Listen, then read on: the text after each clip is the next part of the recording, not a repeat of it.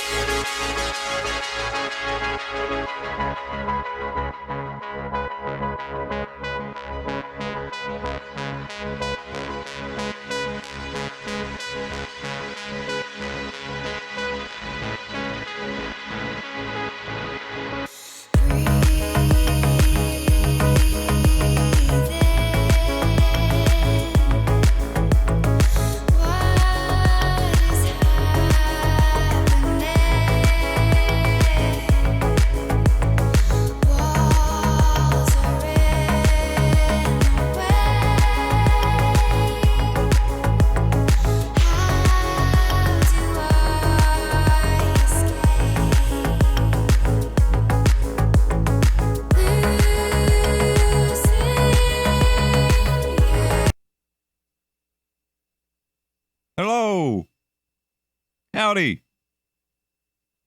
Tim O'Toole, what's up? Sorry, I'm just making sure. OBS is having so many issues lately. I don't know what the hell is going on with it. So I'm just making sure it's working before I get into things and not pay attention to my OBS window for a minute.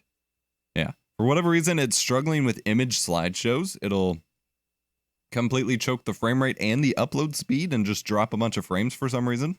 And then NVENC recording just is totally busted right now. So I can't even record this like locally. It's really frustrating. All right. Things seem to be working well. Welcome to Edit Day. I've got a Synology sponsored video I need to completely edit. Then a Logitech keyboard review I need to go through and finish the edit.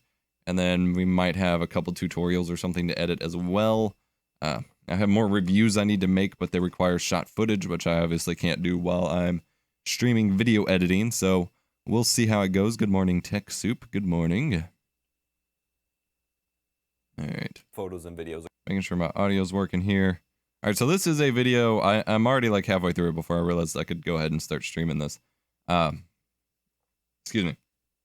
This is a video about photo backup through a mobile app for Synology.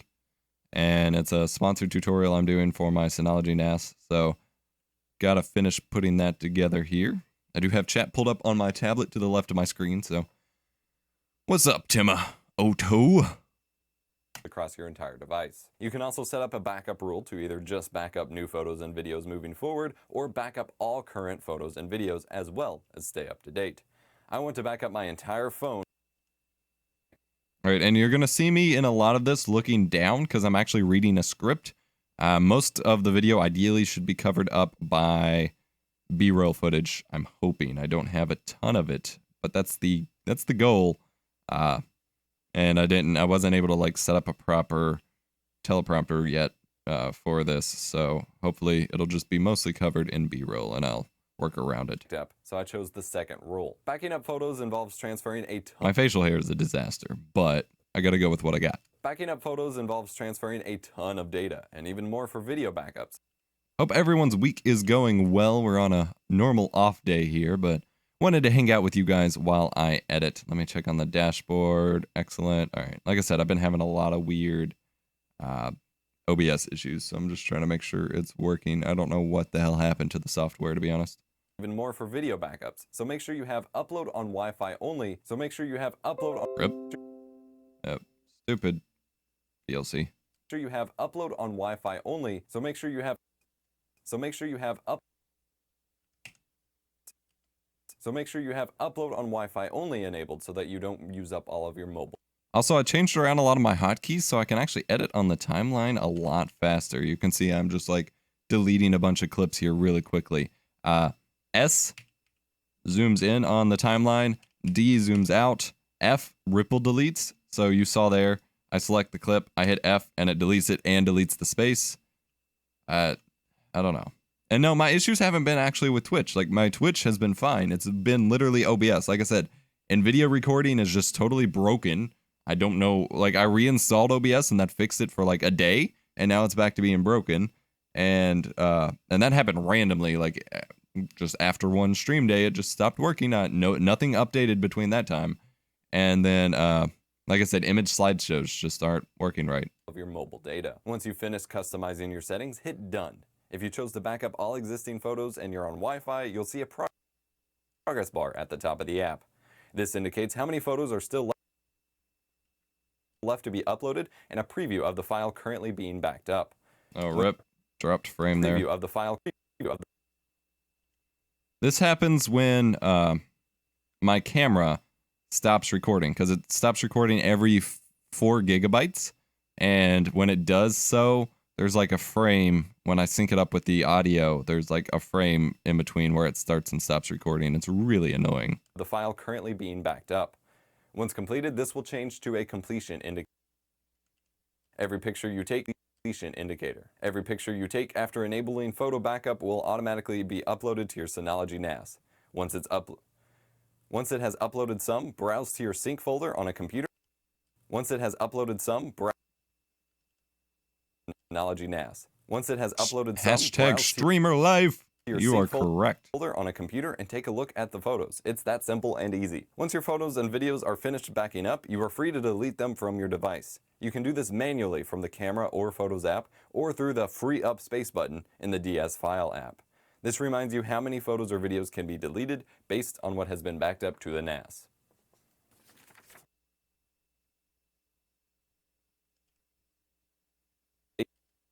Based on what has been backed up to the NAS. After clearing your device, you will have a lot more space available on your phone.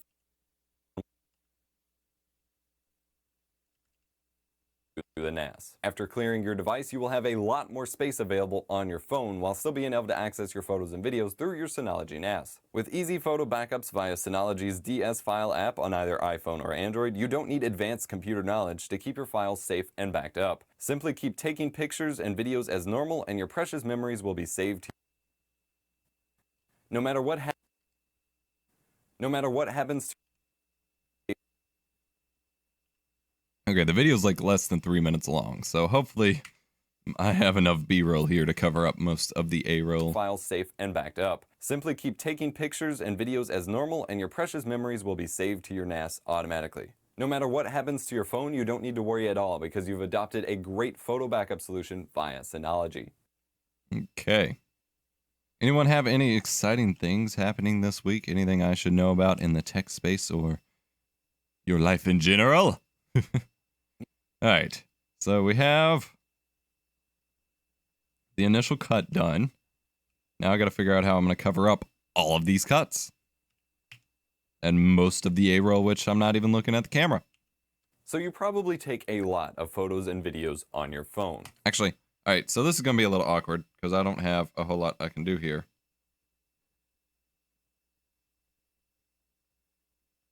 I need to record something on my phone real quick, so we're going to pull up the webcam and we're going to talk for a minute as I record this on my smartphone so I can have that line up with the video. Hit record. 3, 2, 1. And gallery, close. And then I'm just going to scroll through the pictures. So how's everyone doing? I loved me some editing, says Gary Cubed Gaming. What's up, buddy? I don't care for my phone's camera. Alright, so I'm just recording me scrolling through the like millions of pictures I have on my phone for this video.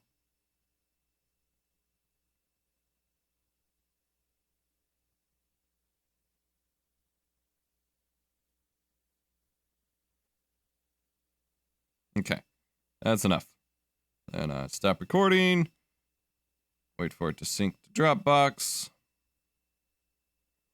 And we're good to go. So, the other video is on this Logitech keyboard that I just got. I will have to finish editing. I did most of the editing last night. But I have a time. I need to record the ad spot for it. And then I need to add in a couple B-roll clips. And do like the color grading and the music balance and stuff like that too. So that will be interesting. So waiting on the stupid Dropbox. I use Dropbox to sync pictures and videos quickly from my phone. Theoretically, plugging it in would be quicker, but it's always a nightmare to try to actually copy stuff over to, or to keep a cord around to actually plug it in and do that. And then my computer acts up if I plug in too many USB devices and so on. Not much. Taking a break. Have a good break, Gary Cubed Gaming. All right, that's going to take a minute, so we're not going to be able to use that clip right now. So I'll wait for that, and we can just skip over it for now, because that's going to be right in that first cut. Speaking of Logitech, looks like they're shipping me a new headset tomorrow, finally. Unfortunately, it might have the same issues. Videos, you need a good backup solution. If your phone breaks, you get a new one, or you fill up your... All right, theoretically, that phone scrolling clip will be fine to, like... Oh, that's not what I meant to do. To, like, cover from where I start talking about it over that first cut. We will see. You get a new one, or you fill up your phone's internal storage and need to make room for new photos since, you know, including micro SD card expansion. Actually, I can punch in on that to make that look a little less jump cutty. Punch in. More punch in. There we go. We got presets for that on my micro keypad. That way it looks a little less jump cutty. I hate how you can see I just freshly got a haircut in that little notch there. That's okay. Oh, including micro SD card. Why is there still a stutter there? What did I... What if we... That. And that. You know, including micro SD card expansion slots just isn't cool anymore. To keep your photos and videos safe, you need a good backup solution, such as the one offered by Synology NAS devices. I'm EposVox, here to make tech easier and more fun, and I've previously talked about how It's possible. I mean, it's totally possible you just got two bad ones or something like that. You never really know. Until you, I mean... After 3, I would say it's fair to say you're just experiencing the worst of quality control issues, and there's not much more you can do about that. But up to that point, it's fair to say that maybe you just got a couple bad apples, or bad lemons, as apparently someone is saying. What's up, Broscade? How's it going? All right, I will also need some B-roll to bring in of my Synology NAS, which isn't directly relevant to this video, but I did want to show it. Alright, so one of these shots will probably work. Actually, I'll just bring in all of them, shit. I don't care. We'll see. Only Epos can make editing fun, or more fun. I don't know about that. Alright, I do have to figure out how I'm going to cover this cut before the Patreon logo, though. I'm not sure what to do about that. There's nothing to talk about there. Unless I just show, like, the banner for DS file backup, whatever. Synology NAS devices. I'm EposVox. Yeah, I can do that. Synology mobile backup. Had a lot of issues with their car. So I think that's why they chose Lemon as their turn. Okay. Alright, it's not that. DS photo backup. I just want like a website post or a banner image or something like that. That's a support page. Oh, come on. RIP. All right. Synology DS file. Here we go. Mail Plus, DS Note, DS Video, DS Video, DS Audio, DS Photo, DS Cloud, and DS File. There we go. F11. And wait for print screen. Whee! Save DS file page. All right, we can use that. Breaks up the monotony of me talking, as well as actually covers up my jump cuts that no one needs to know are there. Oh, thank you for the 10 cheers, Gary Cube Gaming. Also, let me add a bit to your cup. Thank you. I apparently have my webcam under the overlay. I just fixed that. Thank you very much. So many kappas falling into my cup. Thank you very much. Greatly appreciated. All right. So yes, I will drag this up We'll make a new bin called GFX. Picture can go in there. Text is hard to read there. That's okay. We can work on it. We can zoom in. Offered by Synology NAS. Then like right there, make it over top the Patreon overlay, and we'll make it move in a little bit. So keyframe. Solutions such as the one offered by Synology. And then move to the end. Not right there. Have it zoom in just a little bit. Oh, I want all the text to be there though. There we go. Right there, and then we will pop that into After Effects with one of my one-button shortcuts. All right, is my footage done backing up yet to Dropbox? Nope, almost done uploading. Damn, 1440p recordings.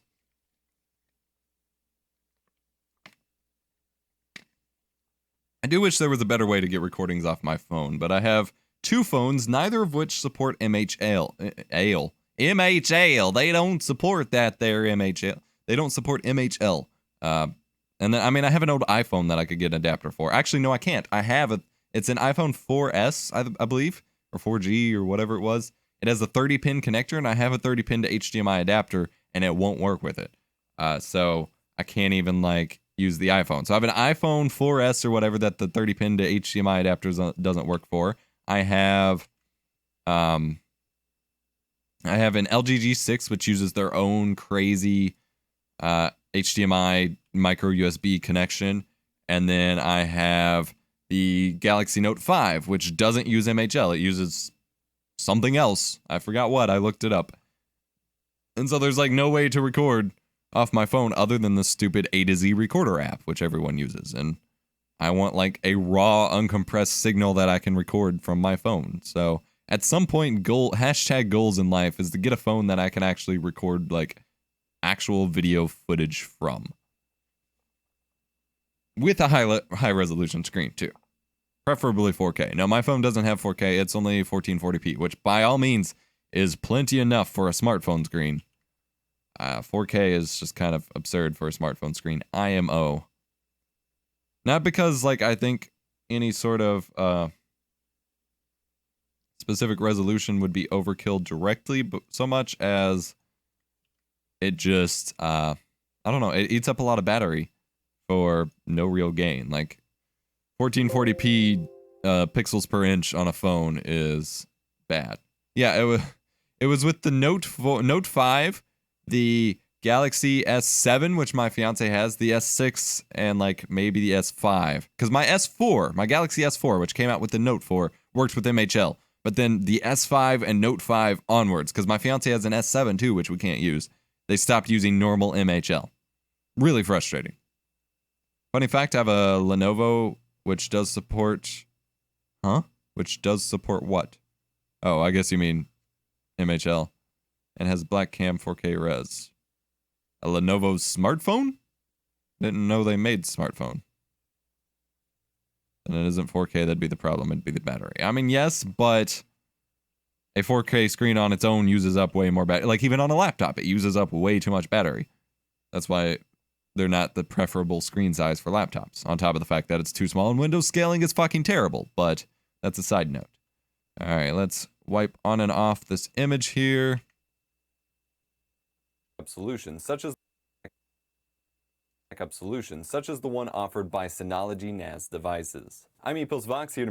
Yes, but if I use NDI to record my phone, I might as well just use the app to record it, because it's going to be the same result, probably worse quality than just using the app, whereas I want like an actual HDMI feed. All right, I have my recordings now, so we can go back here to this first cut I wanted to cover. Sorry, they're doing yard work outside. If you can hear that, I apologize. And we'll just have me scrolling through my phone photos. Oh yeah, and we need to duplicate that for the background blur. Whee! Blur. Oh, I blurred the wrong track. My bad. Blur. There we go. Drop shadow to that one. And we need to set it back to frame. There we go. Perfect. And then we can nest those together. scrolling through photos. I can push that on. Nope. No, can it? There we go. Push that on. 4K isn't commonplace. It's not exactly necessary for production. Just something good to have. All right. Side rant here. While nothing is necessary for production, you can still make a great film or video in standard definition. Having future-proofy, higher resolution video is always a good thing. It's never something you should just say, oh, I don't want that because it's not necessary right now.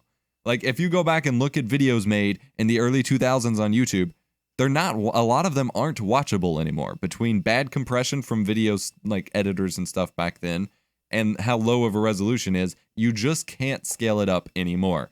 A DVD on a 1440p or 4K screen is almost unwatchable nowadays. And you can only do so much with a tiny resolution image. And so in the future, you're going to look back on videos that weren't 4K and think that they look like trash. And so it's good to just have that out of the gate in the first place. And it's good if you're going to just make 1080p video to have that extra punch in, extra sharpness, and so on. Or if you're like me, you just go ahead and make 4K videos because people are going to watch them. And when you come back in 2 years to look at my videos, they're not going to look terrible. On your phone. It's 2017. Who doesn't? Wait, did that just wipe? No, that says push. Okay, I pushed. It's 2017. Who doesn't? But for all those photos and videos, you need a good backup solution. If your phone breaks, you get a new one, or you fill up your phone's internal storage and need to make room for... I can cut it there and just have that push back out. Maybe a little sooner so the cuts aren't so back to back. Storage and need to make room for new photos since, including micro SD card expansion slots just isn't cool anymore. To keep your photos and videos safe, you need a good backup solution, such as the one offered by Synology NAS devices. I'm EposVox, here to make tech easier and more fun, and I've previously talked about how Synology NAS devices can do pretty much... There we go. That's when I want to do some B-roll shots.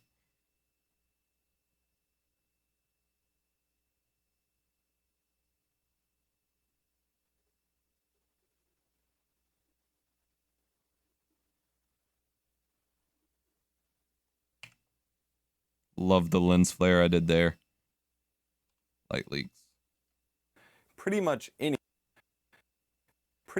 anything, and this includes backing up your mobile device.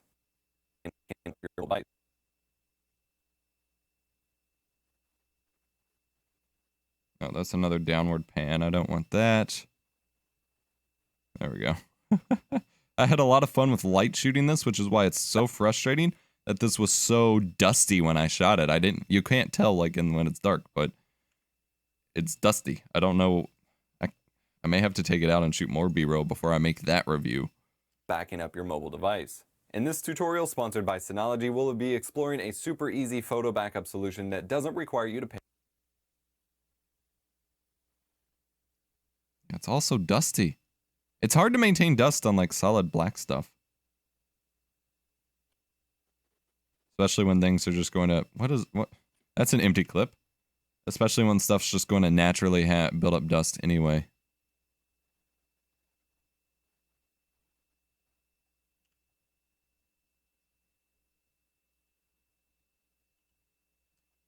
Pay third-party cloud providers for storage. To use this, you need a Synology NAS device on your network as well.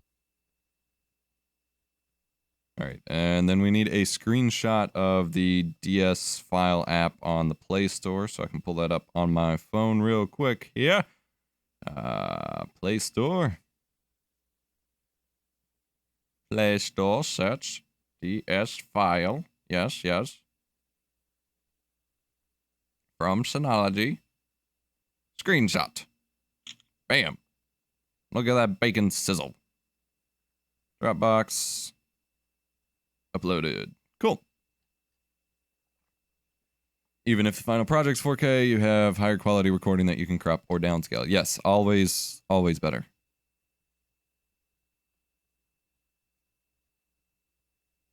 I mean, and like I said, nothing is a requirement. You can still make great production on crappy gear, but if the option is in front of you, always better to go with it. All right, and once again, we need to do a blur on the bottom layer, not the top layer, and punch it in a ton. There we go. Set to, wow, I'm pretty sure, hang on. Yeah, it takes 1080p screenshots of stuff, even though I can record the full 1440p video. That's rather annoying. The natural, like, phone screenshot takes the 1080p screenshots, which is stupid.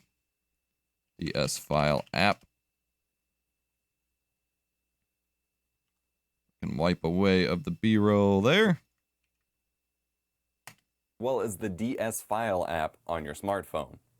Open the app.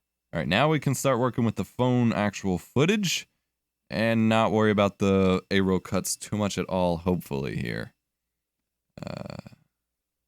Ignore that. I don't want any of that visible. Right there. And we can flare off to that. Kind of stupid to use a flare for digital screenshot stuff, but it'll work. Sign in with your quick connect. All right, set to frame size. Duplicate the layer, blur the bottom one, make it super big. Drop shadow to the top one. Mobile footage is a pain to work with. Or like mobile screenshot footage. Nest those. I guess I don't. Yeah, I want to nest them. Main phone rec. Hope everyone is having a great start to your week. I never tweeted out that I was live streaming. I see it. Why am I? I am live streaming video editing right now. There we go. I always enjoy seeing Epos. Oh no. Oh no. Connect ID and password and find the photo backup option in the left side menu bar. This may have you log in again and then choose a destination. Right, and then cut that. You can just camera save location folder or all those videos across your. Bam, wham. Annoyingly, ripple delete doesn't work on a separate video track. Oh, I hit the wrong button. I hope that didn't work. It did not work. Okay, cool. Saw the notification. You get Twitch notifications from me? How sweet. Oh, I did blur it. Oh no. How do I unblur? Oh no. I'm so confused right now. Oh no, that's and just then the choose a transition. destination folder for your. No, it is blurred. What in the heck? There it is. Okay. Yeah, we're good. Okay. This may have you log in again and then choose a destination folder for your Synology NAS. The cool thing here is that you can manage connections to multiple NAS units. So if you have a Synology server at work, all right, am I talking like you can still access those files. Yes. So right about there, we can cut off of it and pick it back up. And back up your photos to your home device. You can choose to back up just your DCIM, the camera save location folder, or all photos and videos across your entire device. Oh, whoa, I haven't. Let's do that there. You can choose to back up just your DCIM, the camera save location folder, or all photos and videos across. I'm out of water and sun-kissed already. We've only been streaming rule to either just for like 30 minutes. Photos and videos moving forward, or back up all current photos and videos as well as stay up to date. I want to back up my entire phone and keep it backed up, so I chose the second rule. Backing up photos involves transferring a ton of data, and even more for video backups, so make sure you have upload on. Again.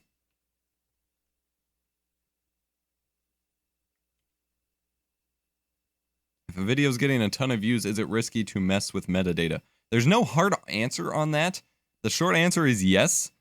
That's what YouTube has always said without giving more details. They've always said if a video is doing well, don't mess with it. But whether or not, or how much that actually affects things is, I don't know. I'd say yes, don't mess with it.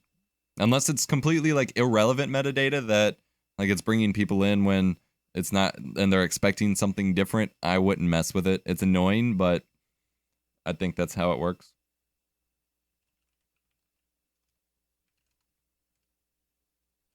Wi-Fi only enabled so that you don't use up all of your mobile data. Once you finish customizing, you have upload on Wi-Fi only enabled so that you don't use up all of your mobile data. Once you finish customizing your settings, hit done. If you chose to back up all existing photos and you're on Wi-Fi, you'll see a progress bar at the top of the app. This indicates how many photos are still left to be uploaded. Ooh, I can motion in right here.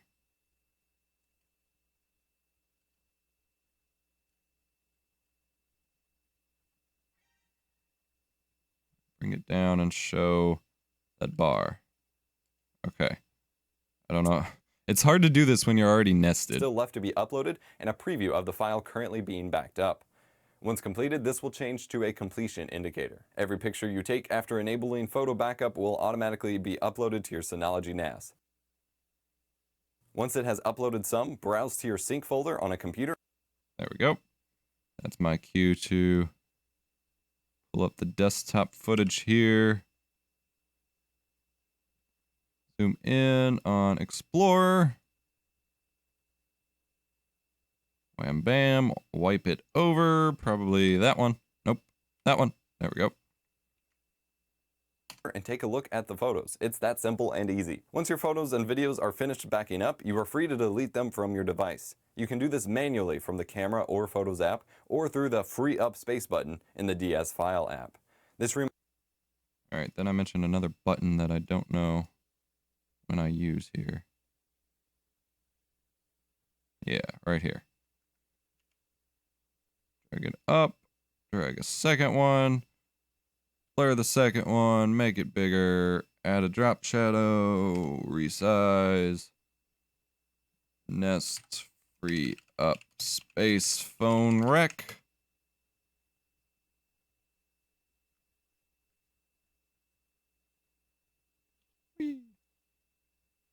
You how many photos or videos can be deleted based on what has been backed up to What's the up, NAS. Ben Green? After How's it clearing your going? device, you will have a lot more space available. Welcome to the stream.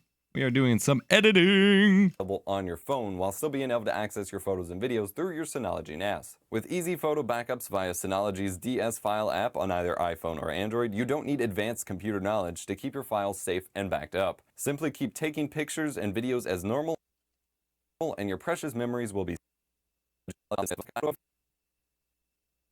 Alright, and we will speed this up. I don't know how much. I guess we'll speed it up to like right there. Add some frame blending. Computer knowledge to keep your files safe and backed up. Simply keep taking pictures and videos as normal, and your precious memories will be saved to your NAS automatically. No matter what happens to your phone, you don't need to worry at all. And then we can throw in our subscribe lower third underneath here. How's my favorite technology reviewer? I'm doing all right. Thanks for the host, Mr. Demon Wolf. I'm doing all right. Doing some editing. I've got a sponsored video here I'm finishing up that needs to get put out that I'm kind of behind on because I've been super busy and unable to record a roll formally here. And then we've got a keyboard review I need to edit, and we might throw in a couple tutorials too, depending on how things go. Happens to your phone, you don't need to worry at all because you've adopted a great photo backup solution via Synology. All right. And that is the video. The only main thing I need to do is I need to pop that back into After Effects for that.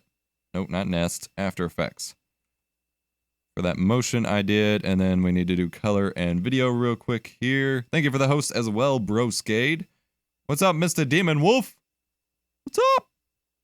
Welcome aboard.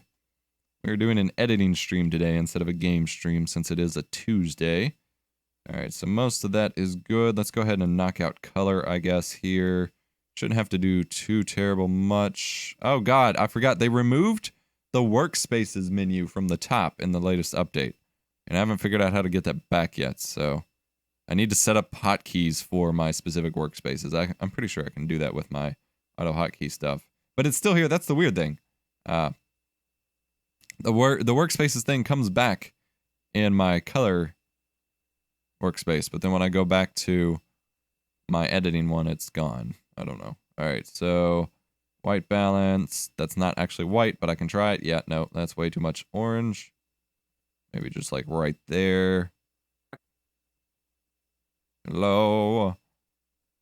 Add a little bit of contrast. Take down the highlights a little bit. Good enough, right? Yeah, it's good enough. All right. Then we have a couple actual B-roll shots that we need to add some color to right here. Those three. God, yeah, I definitely need to set up hotkeys for this. Today has been great. Watched a Microsoft event and learned a lot. What was the event about? I didn't know there was an event going on. Or maybe I just didn't know about it. That's always possible. All right, add some contrast to this one. Unfortunately, I can't just get rid of all that dust, but good enough for now. Man, I love the lighting I was doing that day. Fucking amazing, man. All right, just a little contrast to those. That's all I need to do. All right, let's get our music bed going. Less than 3 minutes, so we can just use one song if I can find the right song. Music. Monster Cat. I need to... Actually, date modified will help. I just need to skip through them. Got the new tech in EDU for the next school year. Cool.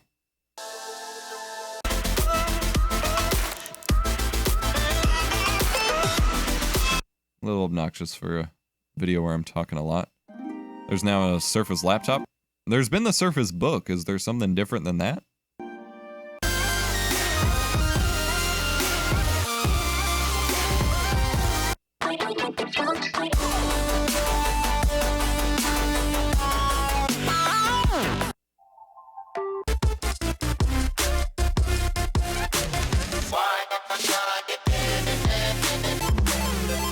Those are a little harsh for a talking video. This time it's a legit laptop. Sweet! I have to send them another email. I always send them after they come out. And so I can never get a review unit. Although I'm sure that's obviously not the only reason why they won't give me one. But do you know what it's called? It would be, I guess, more helpful. Like, do you have an actual product name? I don't want to sound stupid. Do you have a new Surface laptop I could review? Do you happen to know what it's like called, or is it just called the Surface laptop?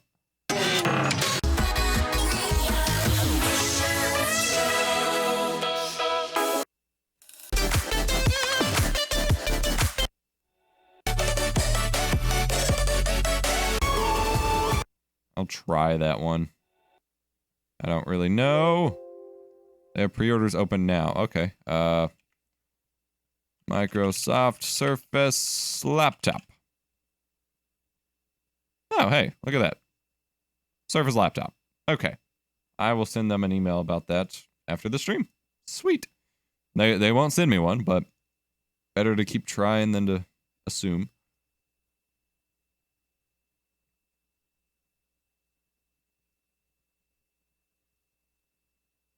All right, there's our music bed. Control Shift minus 32 dB.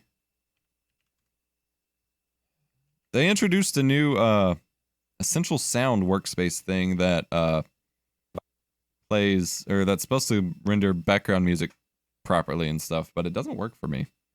Like, it's still not quiet enough for my needs. By Synology, we'll be exploring a super easy photo backup solution that doesn't require you to pay Little loud still. Minus 34. a third-party cloud providers for Welcome storage. back. To use this, you need a Synology NAS. My friend works there, so he has one already. Well, hot damn. I'm jealous. The only Surface product I used was the original Surface RT.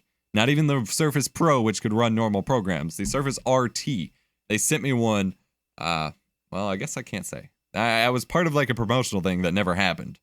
And so they sent me one, and then the thing never happened. So that was unfortunate. Device on your network, as well as the DS File app on your smartphone. Open the app, sign in with your like Quick Connect ID. minus 34 is generally not hearable, so I'm gonna assume Premiere isn't playing the audio levels right as usual. All right, that should be good. We can add that to our render queue here and move on to the Logitech thing that I have to figure out. RT was the worst thing ever. Yes, it was. All right, 4K, 24 FPS. Q. I do need to respond to an email saying that it's done. Oh, I need to close my screen recorder. I'm not using that. That's going to eat up battery. Apply all. Apologies for the delay. Being unable to record the face portion recently. Finished it today. Will have a draft to you soon. Exclamation point. Send. Okay. I just have my Dell book. Dell book. That's a funny name for it. All right. File. I love how, Gary, I love how you are still a Logitech fanboy despite your, like, constant headache with that headset. Like, I have major respect for that because that's almost like a freaking, that's almost like the Logitech or the Razer fans. Like, you have unrelenting support despite the nightmare you've gone through. All right, this review is almost done. Looks like a MacBook, but it's a Windows Dell PC. That works for me. All right. I don't remember what I was doing last. I kind of had to just head upstairs in the middle of it last night. I didn't have to, but I wasn't going to finish it last night anyway, so I wanted to go ahead and take a break.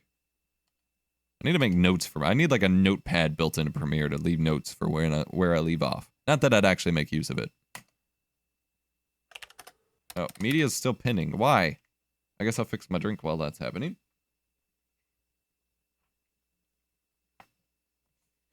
I've never been a fan of Razer products, so.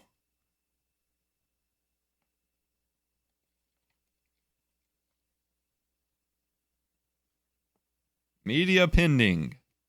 My favorite screen. Almost as good as media offline.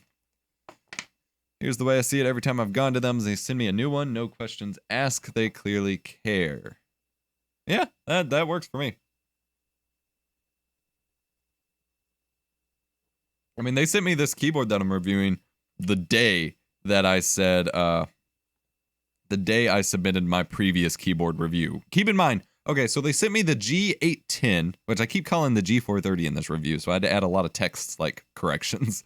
They sent me the G810 and the G933 headset in October, right as I was moving to my new apartment. Between that and general procrastination, I didn't get the reviews up, ever.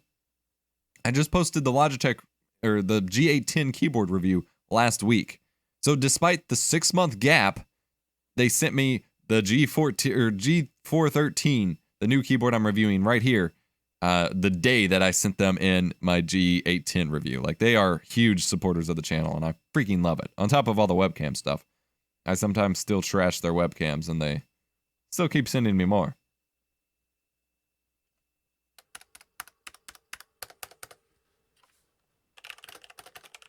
I also have a proper keyboard test now where I mounted my Zoom H1 onto a mic stand so it's not sitting on the table that I'm typing on to pick up keyboard sounds. I think it worked a little bit better. Their mouse is not giving me any trouble. Yes, I use the MX Master every day. And Chu uses my Proteus Core G510 every day, and that was my favorite wired mouse. Overall, this is a very beautiful keyboard. Logitech. Oh, did that not get stabilized? It did. It appears to have reached the point of realizing that the keyboard market needs. All right, so I'm basically just filling in B-roll at this point, which I don't have a ton of left here.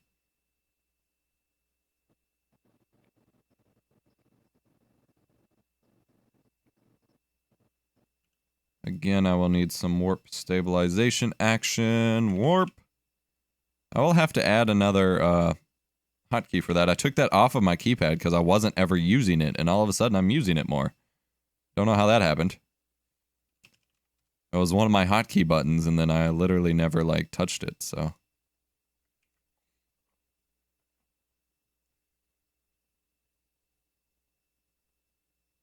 Their program sucks. The Logitech gaming software was the best driver software for any gaming peripheral I've ever used. I give them huge kudos for that in every review because They're the only company that keeps it all like sorted through one app, whereas like Creative wants separate big bulky apps for everything.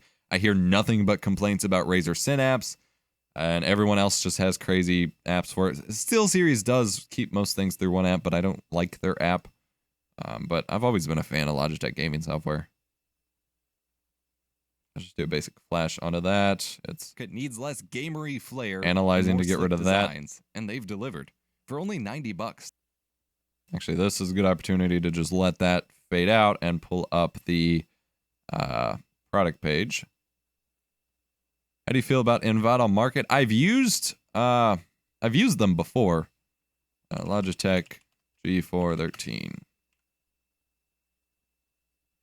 I've used Video Hive a couple times to get intros for a couple things, and I've been a fan. And then their Audio Jungle seems to be popular.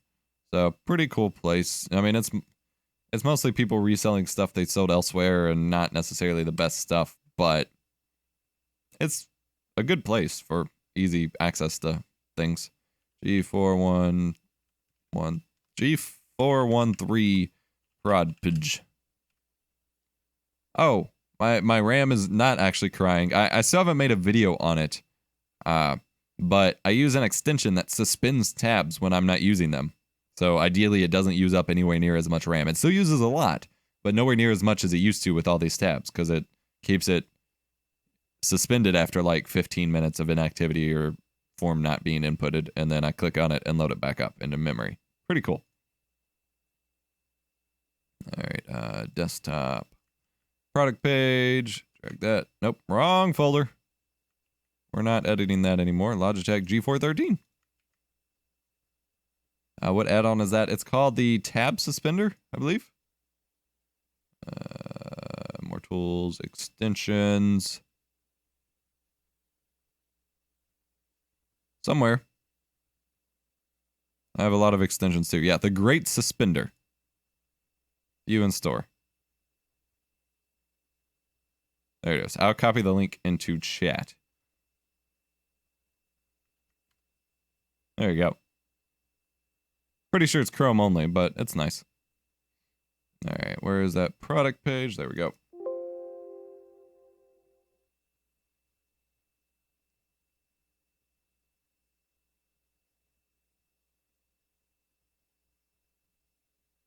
For only $90 too. I would love to see them support Mac and Linux.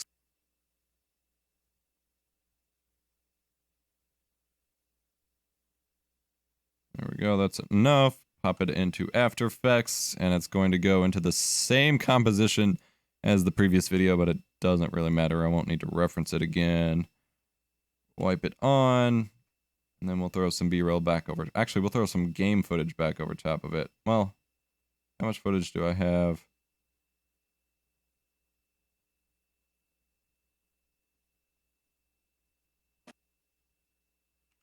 We'll use some of that. More with their software.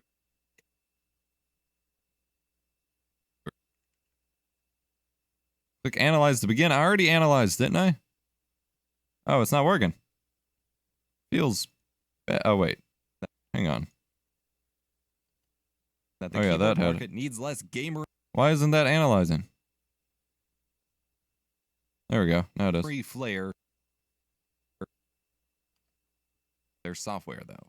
While they're at it, G15, G510, something like that. Please give us a mechanical backlit version. And game footage again.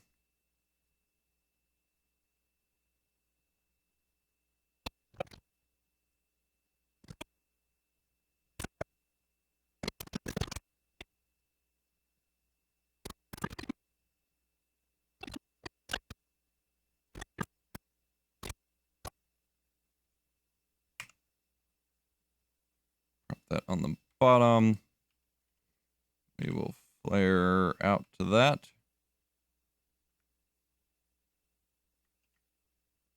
Holy crap, they saved my RAM. There you go. That's what I use. I'm begging you. I'd pay like $150 to $200 for it. Please. I hope you enjoyed this review of the Logitech G413 Silver Mechanical Keyboard. If you did, smash the like button. I'll throw up my subscribe overlay, and that review's done, basically. I gotta do color and if you did, music. smash the like button, get subscribed for more awesome tech videos. I'm EposVox, here to make tech easier and more fun, and I will see you next time. Cool. All right, other than waiting on that to finish, which... Why does it keep stopping? Analyze. Analyze. Actually, if I just shorten it here, it's like barely any frames. Cancel. Can't. All right, let's just remove the effect entirely. Let's try again. Warp. Stabilizer. Let's just let it analyze and I'll talk for a minute. What's going on, I don't know. What's up? Warp stabilizer is a pain. If I had 1 terabyte of RAM, I would fill it up easily. Could you imagine? You could do so much. You could have like all the Chrome tabs. You could keep Adobe apps open at the same. Things would be amazing.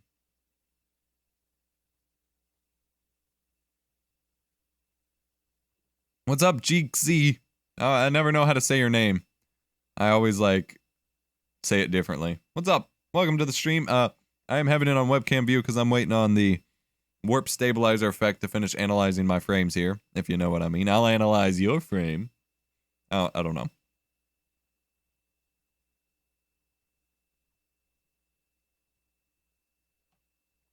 All right.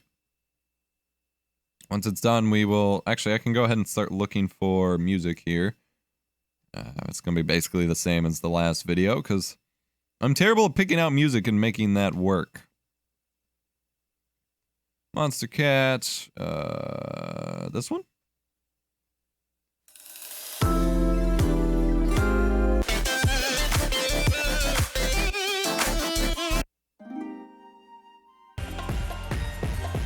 Actually, how long is the review? Almost 5 minutes. We might have to use 2 tracks. That's a little more annoying. Alright, we'll use that one.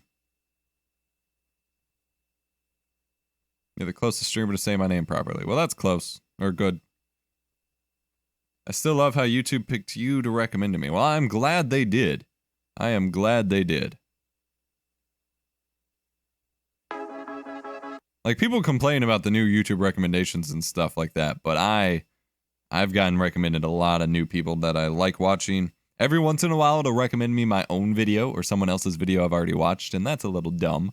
But it recommends me a lot of stuff that I'm happy to know about. Alright, so we'll use these 2 tracks.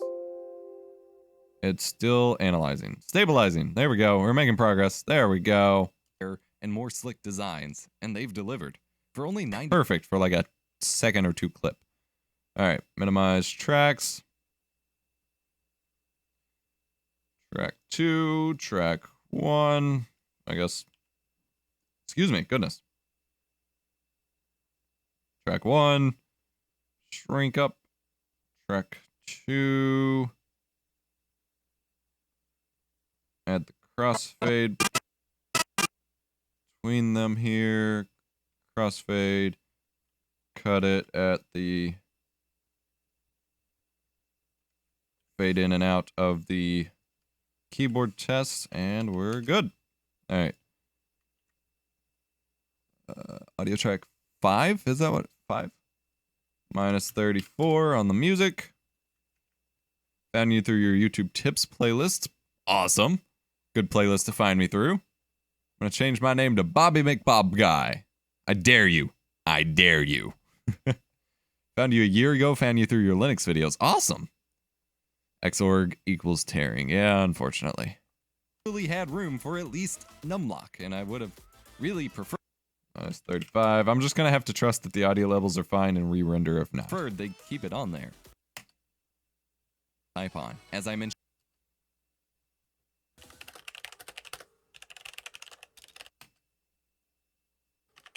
Overall, this is a very beautiful keyboard. All right.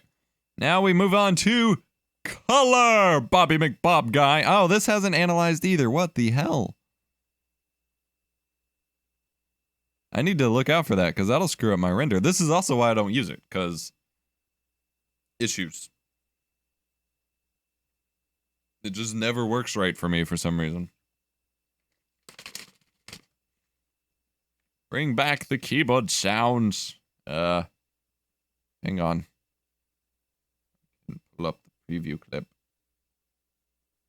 Or can I? No, I can't. That one probably sounds different.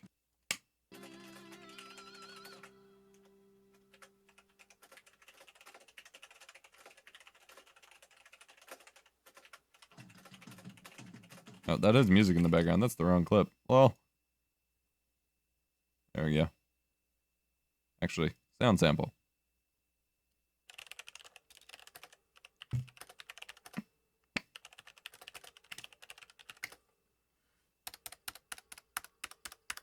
Tap, tap, tap, tap, tap.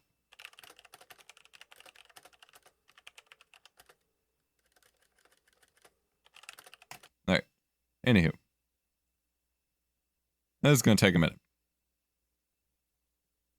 So if you could have answered one question about video editing or YouTube, what would it be?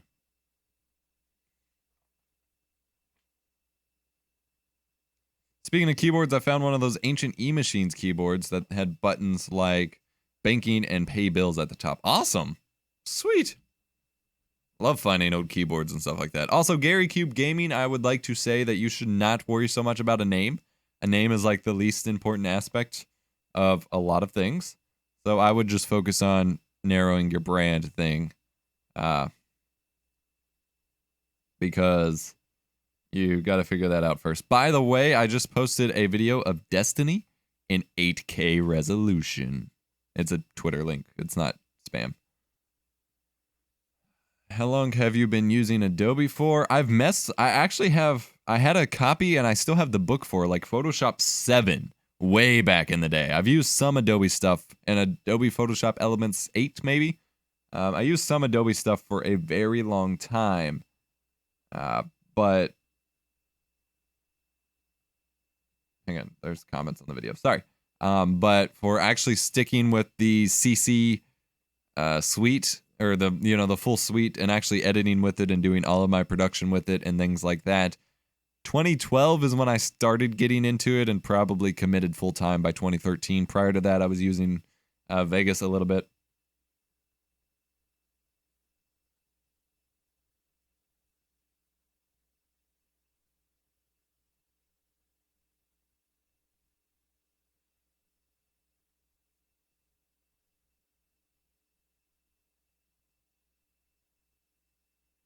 Yeah, I posted an 8K video. YouTube's player can't handle 8K, but if you download it, link in description, it plays fine.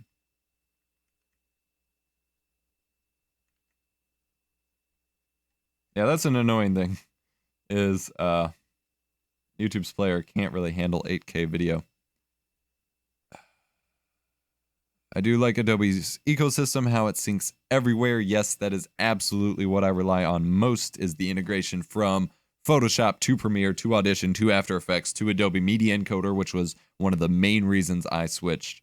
And that is what a lot of people don't get whenever they tell me, why don't I just use Linux to edit video? There's Blender and DaVinci. I'm like, but there's not Photoshop integrated into Audition, integrated into Premiere, integrated into After Effects, integrated into Adobe Media Encoder. It's an ecosystem. It is very important. I've been working to get a new name for 7 years now. You used your head. What do you think is your most used tool in effect? Probably just transitions via my macro keypad. I don't usually do a whole lot of effects. Like I barely even do any color work, just some extra contrast and stuff. So probably just transition tools.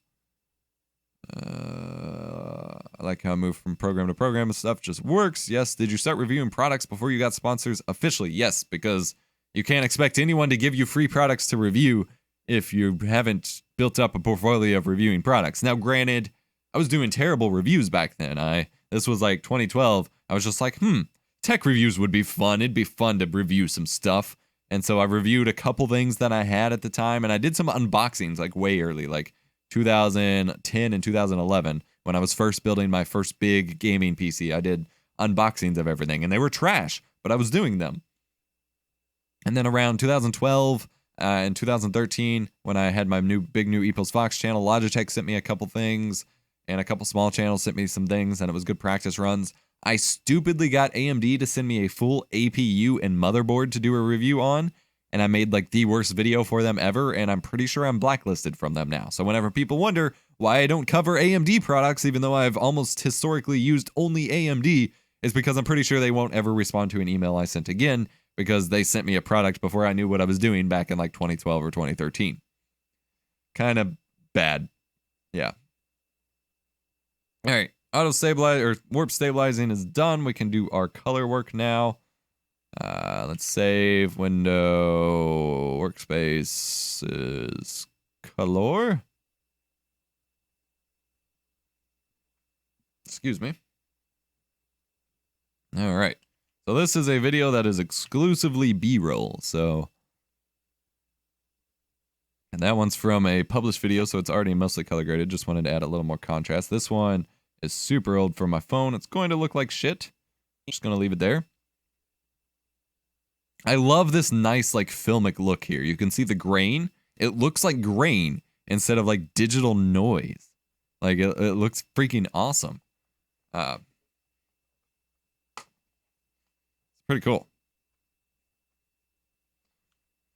And then I just barely have to do any work to really make it look kind of nice. Was considering would it be better to make programming stuff on its own separate thing or gaming stuff as the other. Here's my advice with that, which is always a tough one to like hear and try to do. Oh, also by the way. Oh god, wrong one. Dead bokeh. Bokeh balls. Anyway. If you're going to do two totally different things like that, you have two options to really make it work.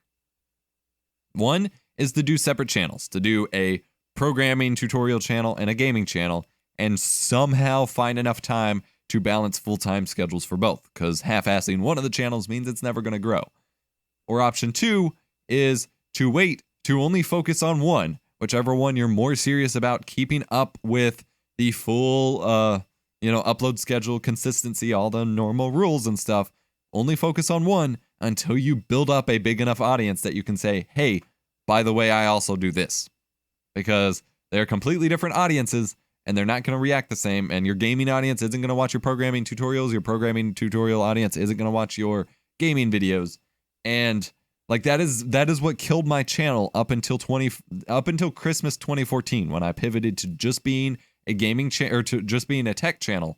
Was I was doing the tutorials, the tech videos, and gaming co-op videos, and none of my videos were getting watched because I had subscribers for so many different content areas that they were like, no one was watching, and it was like hurting my overall sub box participation. So either split it up first or wait until you have a big enough audience to support both in the first place. Because you can always study and do programming without doing programming videos, or you can always just be a gamer without making gaming videos, or you can make a programming channel and do game streaming on Twitch. There's a million different options. Or you can just do like written programming tutorials and participating in the big tech forums and stuff. That's still a big deal. You can still just run a blog like that and then run your tech channel, or whatever, or run tech channel, and run your gaming channel, or like I said, programming videos, game streams, whatever. And you could probably get away with game streaming on the same channel as your programming videos, as long as your programming videos weren't getting dominated by a bunch of empty stream VODs that no one wanted to watch. Hopefully that helps.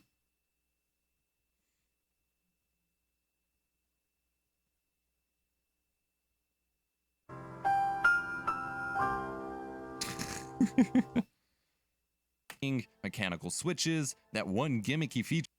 I gotta turn on the black a tiny bit on this. There we go. That looks good. That grain. There we go. Always wanted to learn programming. Have currently learned a bit of Python, but never found a YouTuber person who want to program. They always sound like they're paid to play, and I get bored. Yeah, that's a lot of that. And like when I put, honestly, the big reason that I haven't done any more of those programming videos is I got approached by a lot of companies wanting me to promote their like programming education thing as if I participated, and it was tempting, but I feel like it would just kind of ruin the spirit of what I was doing, and so I got kind of turned off of the whole thing. The more you know. Courtesy of Meme Deck, the Elgato Meme Deck. Wait, has no one called it that? I need to tweet them.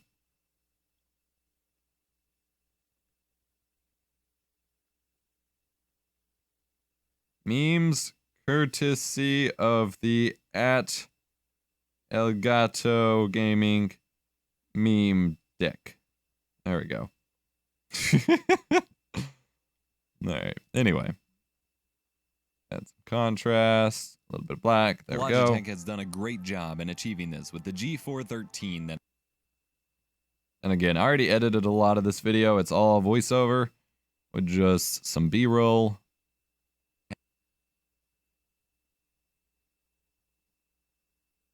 I don't always like it takes a lot for me to be able to shoot. I still have my original Game Capture HD too. Programming websites suck. They teach you simple stuff, but nothing to do after that. And some of them that I've seen, I mean, not the paid ones that are going to like sponsor me, but some of the like actual educational platforms, they have like exercises. They're good for that. But I've always found learning the actual code for me has been best from books, which is counterintuitive. So I bought a Java book, but then I never had the time to pick it back up. Thing that I noticed. It's not any longer or wider than it needs to be. Ha ha, funny male genital joke here. Ha ha ha. But it does. Actually, what if I stop the music for that? That would make the joke more obvious. Let's see if this joke actually works. Lighting. And it's freaking beautiful. The compact nature of this keyboard is the first thing that I noticed. It's not any longer or wider than it needs to be. Ha ha, funny male genital joke here. Ha ha ha. But it doesn't cram the keys. I think it works. And that blurred out thing right here is a dick butt PNG that I've just kind of blurred out because I don't want to get in trouble or have it be too grotesque, but those who recognize it will see it, I guess. I think the main thing is right now there's no way I could have a full-time programming channel. The reason I wanted to do programming tutorials is when I went to make my custom bot, I had to watch a lot of different tutorials for simple things and stuff. I wanted to do series tutorial. But once I make that set, I wouldn't have much to do after that. If you just want to document that progress, I would make a more professional, like identified by you as a person versus some gaming gimmicky name channel. And you know,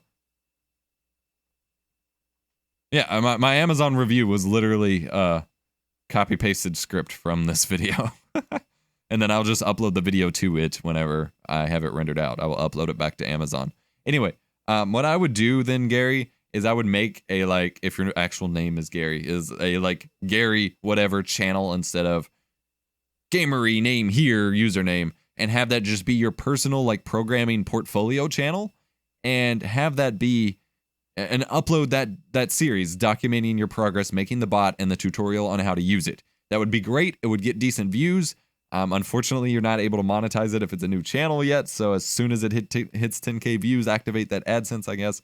But absolutely document that progress. Just don't expect it to be a full-time thing. Like, if you don't treat it as a normal YouTube channel, if you just treat it as like a personal portfolio, that would be perfectly fine. Again, you're not going to build up a ton of subs or anything from it, but it will be a great way to simply document that progress, and that will do way better than uploading like that mixed in with a bunch of gaming videos, because then the people who find that are going to be very confused about the content. They're not going to subscribe for that, or the people who do subscribe for the programming won't watch any of your gaming channel or your gaming videos, and you're going to have a lot of dead subs. Whereas if you just have a personal like programming portfolio where you just post every once in a while for what you're doing on that, totally cool. Yes, you have to have 10K lifetime views across every video on your channel in order to become partner or monetized anymore. It's a great change. It sounds a little ridiculous, but it's actually a fantastic change. I have like 11 Python books I got in the Humble Bundle. See, and I can't do PDFs. I have to do physical books. It has to be physical books I can highlight and finger through. I can't do ebooks. I can't even read like anything in ebooks. I can't stand them. It's a new change, so a lot of older partners haven't been directly affected. It's a new change. They just put it into effect like a couple months ago. Little joke here. Ha ha ha. But it doesn't cram the keys together. It's super slim. I absolutely love it, especially with my multi-keyboard work.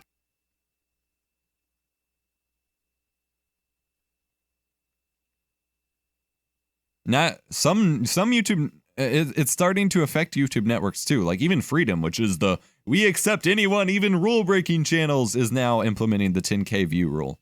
Workspace. I complimented the G430 on not taking up as much space as most gaming keyboards, but this is even thinner. The keys all sit. All this footage is really dark because I shot it here in my office, which doesn't have any backlighting, so. I've seen your name on YouTube, Jeeksy. I've tried, because multiple times I've tried responding to your comments, and they're not, like, I can't respond to them. I don't know if I've mentioned that before and you fixed that yet, but that was a big problem, is you left a couple comments on my video, and the privacy settings wouldn't let me respond to you. Cleaned up and giving it a very nice look.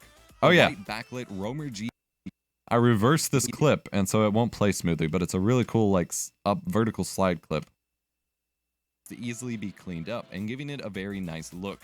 The white backlit Romer I don't know, G I was really switches happy with shine it. Off the aluminum. It's hard, it's playing back super laggy because it's reversed, but yeah.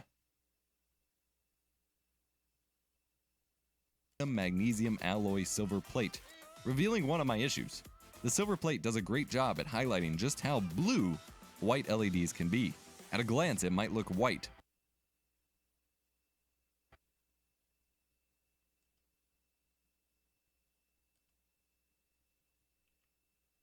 But look at it long enough and it starts to look very blue.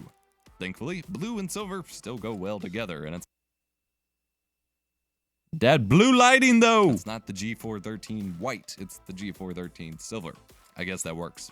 The font here isn't obnoxious or gamery. I find it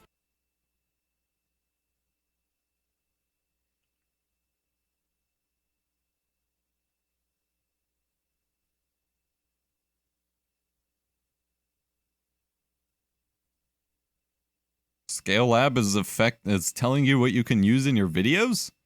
That's a little messed up. I might leave. kind of pleasant. A network should never control what you're posting in your videos. More Especially if you have a license for it. tactile keycaps for huge. Alright, I need to fix the white balance here. Wow, it's not... It thinks that's white. I mean, I guess that works, but... Is it? Oh, God! There we go.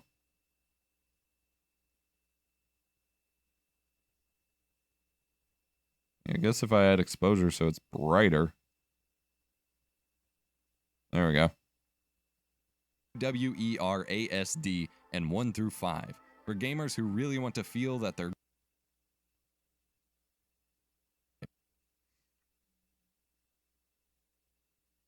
gamer keys are doing gamer things while they game. By the way, just quick survey.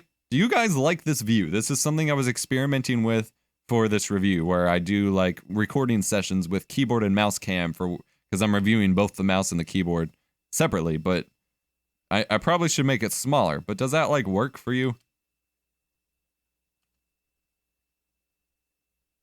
It's not letting me play it back now. Play it back now, y'all. There we Gamer go. keys are doing gamer things while they game as a gamer. No, but really, I do appreciate the inclusion and the fact that they're optional, especially since Romer G switches and cherry keycaps don't exactly get along. While I was typing a video script on this, the keycap on the C key fell off. It's not broken.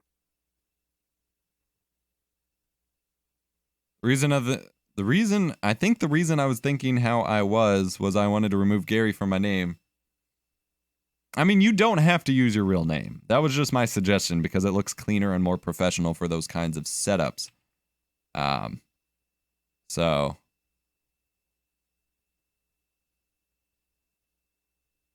like, you don't have to use your real name. As long as you come up with a simple username for it that isn't doesn't have gaming in the name. Like if it's Gary Cubed Gaming's programming tutorials, that would get a little much. I'm actually going to bring the... There we go.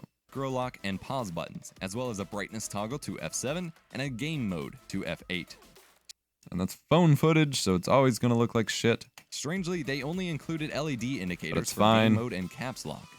I love the sleek design of these indicators, but they totally had room for at least numlock, and I would. Okay, you guys like the setup. Awesome. Oh, by the way, I don't know if you guys saw on, like, in terms of direct donations, do you use a business PayPal account? Yes, my PayPal is a full business one. I have a debit card for it, which number keeps getting stolen, so I keep having to switch the debit card, which is annoying. But full business PayPal account with a debit card and business donation setup and everything. Now, obviously, at this point, bits through cheering is preferred, so if you guys want to watch any ads or whatever and give me your cheer bits, much preferred to normal donations just because it's more verified through Twitch and no risk of chargebacks and all that. But they've locked you out of...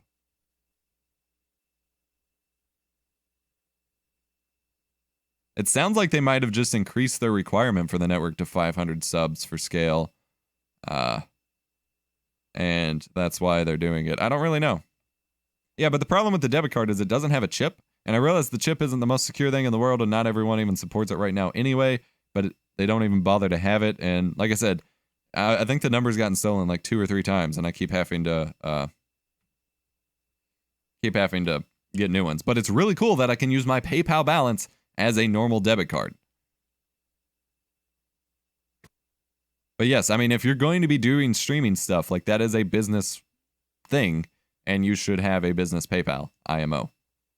It helps protect your information more, and it helps track things as a business, which it is. Stream donations are business income. And yes, you guys like the keyboard shot, so that's cool. Oh yeah, I was going to say, so this shot right here, I would have really preferred the... Has my hand, WASD, and my mouse hand for gaming. Got some nice bokeh going on. That was created by quick access camera uploads by a really ridiculous rig here. I took this compact Manfrotto tripod, and the preview isn't loading. Bleep. Why does the Windows Photo Viewer never want to open? Alright, see you later, Gary Cube Gaming. Good luck. Oh my god. There we go. Now like 5 copies of it are going to open. Alright, yeah, so I used this Manfrotto compact action tripod and flipped the column upside down and had my camera mounted upside down in between the legs, pointed at my keyboard to get that shot. That was cool. Dude, you don't need a YouTube network. Like, even to make money, I mean, you don't have the 10K views, so you might not be able to monetize now, but like, you don't need the YouTube network. Just keep doing your content and stop, and don't worry about them. That's just wasting your time and everything. Alright, anyway, I just thought it was a cool shot. Keep it on there. This time the Logitech G logo does not light up, and it actually looks pretty slick in the corner. Behind that corner logo is a USB port. This is where I have an... Alright, crank down the exposure on this one. Crank up contrast, crank down the blacks. Perfect. Another problem with the keyboard. The USB port is on the right side, which means anything you plug into it might interfere with your mouse usage. Also, since the USB cable isn't detachable, you're stuck with this monstrosity.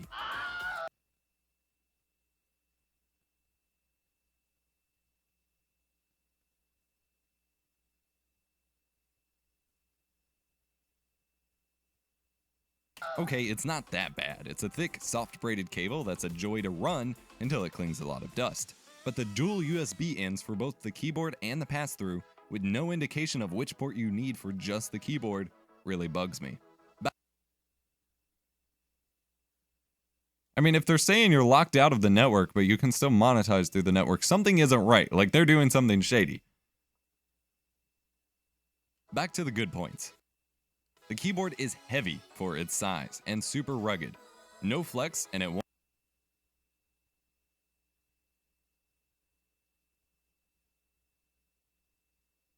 won't slide out of the way while you're using it. The rubber feet and solid risers on the bottom do a lot to help this as well. The Roamer G switches are a delight to type on.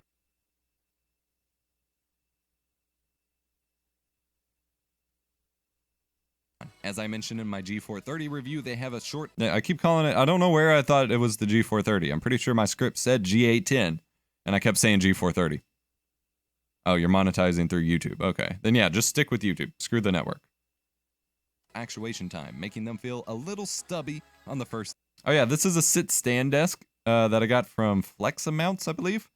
That I'm going to be reviewing soon. I'm pretty excited for it. I'm just going to do like my System 76 sit-stand lemur desk setup or something or another.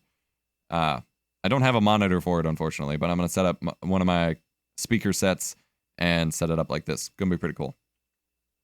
Use, but very easy to use once you get used to them. They feel way more comfortable to type on than almost any MX switch I've used, especially with my hand issues, and they're a lot quieter. I plan to make a full separate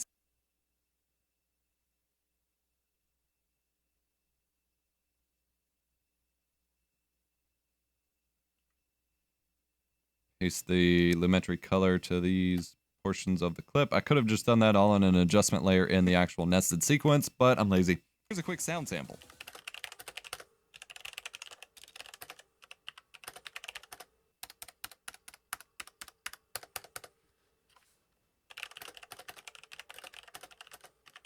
Overall, this is a very beautiful keyboard. Logitech appears to have reached the point of realizing that the keyboard market needs less gamery flair and more slick designs, and they've delivered. For only $90 too. I would love to see them support Mac and Linux more with their software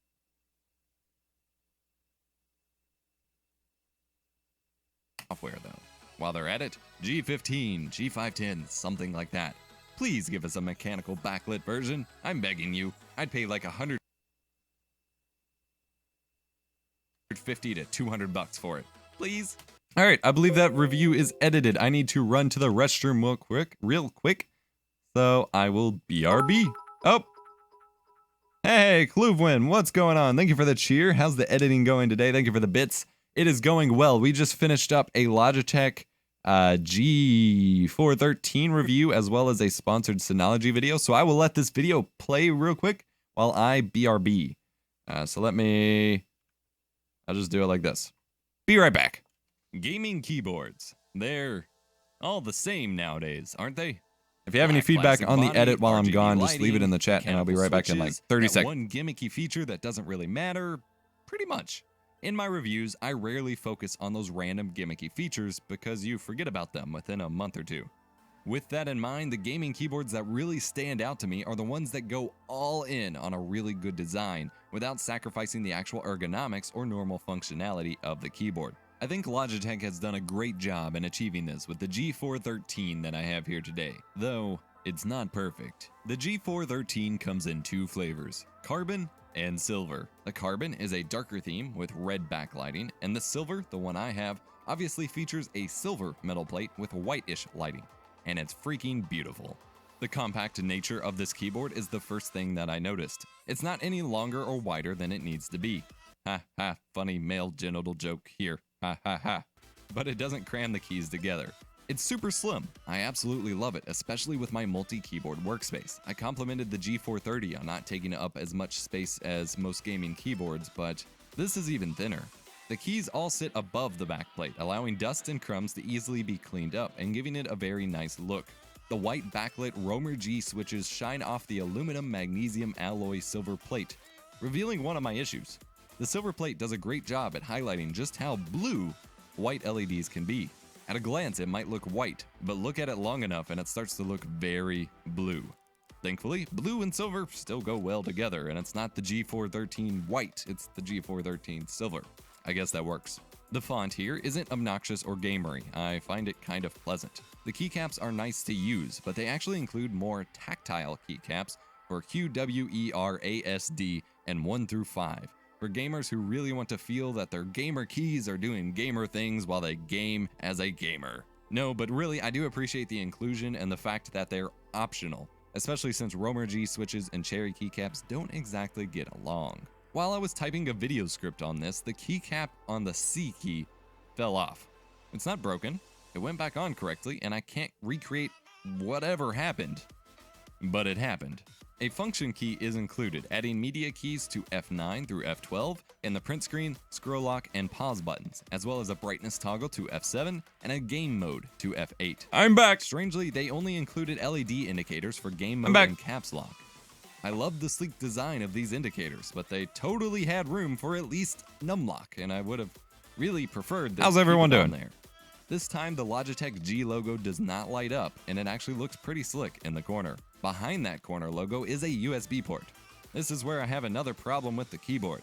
The USB port is on the right side, which means anything you plug into it might interfere with your mouse usage. Also, since the USB cable isn't detachable, you're stuck with this monstrosity. Okay, it's not that bad. It's a thick, soft braided cable that's a joy to run until it clings a lot of dust. But the dual USB ends for both the keyboard and the pass-through, with no indication of which port you need for just the keyboard, really bugs me. Back to the good points. The keyboard is heavy for its size and super rugged. No flex, and it won't slide out of the way while you're using it. The rubber feet and solid risers on the bottom do a lot to help this as well. The Roamer G switches are a delight to type on. As I mentioned in my G430 review, they have a short actuation time, making them feel a little stubby on the first use, but very easy to use once you get used to them. They feel way more comfortable to type on than almost any MX switch I've used, especially with my hand issues, and they're a lot quieter. I plan to make a full separate sound comparison video, but here's a quick sound sample. Norway was cold until I turned on my rig. Sounds like your rig needs some better cooling. Overall, this is a very beautiful keyboard. Logitech appears to have reached the point of realizing that the keyboard I need to market change needs that less flare. gamery flair and more slick designs, and they've delivered. For only $90 too. I would love to see them support Mac and Linux more with their software though. While they're at it, G15, G510, something like that. Please give us a mechanical backlit version. I'm begging you. I'd pay like $150 to $200 for it. Please? I hope you enjoyed this review of the Logitech G413 Silver Mechanical Keyboard. If you did, smash the like button, get subscribed for more awesome tech videos. I'm EposVox, here to make tech easier and more fun, and I will see you next time. Okay. I think it works. I do need to change the flare for this last shot here. I need it to be bluish instead of orange since everything else is bluish.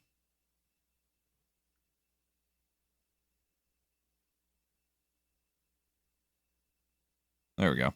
That's better. I have a gaming laptop on 24/7. Alright, that video is done. We can add that to the render queue as well. That means we can tackle, it's only 1:30. I probably can go for maybe another hour. We can tackle something else to render if you guys like. Queue up.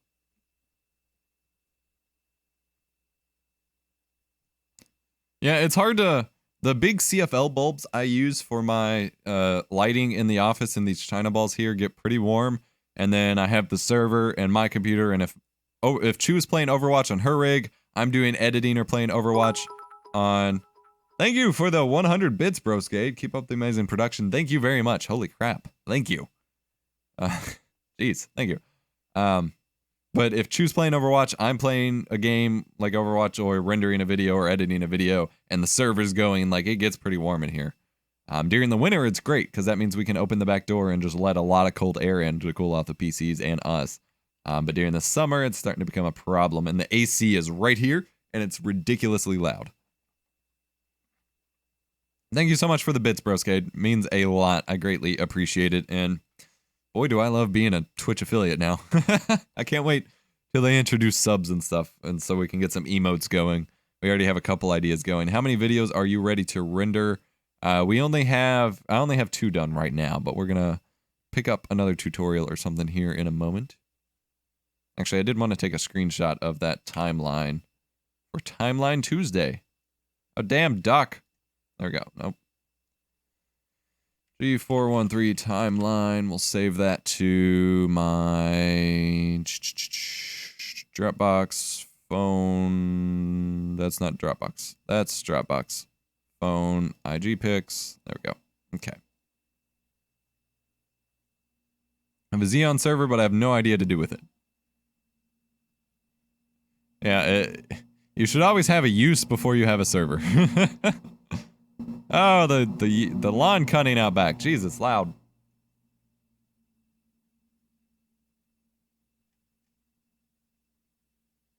All right, let's see what other active projects we have going that I can actually do something with.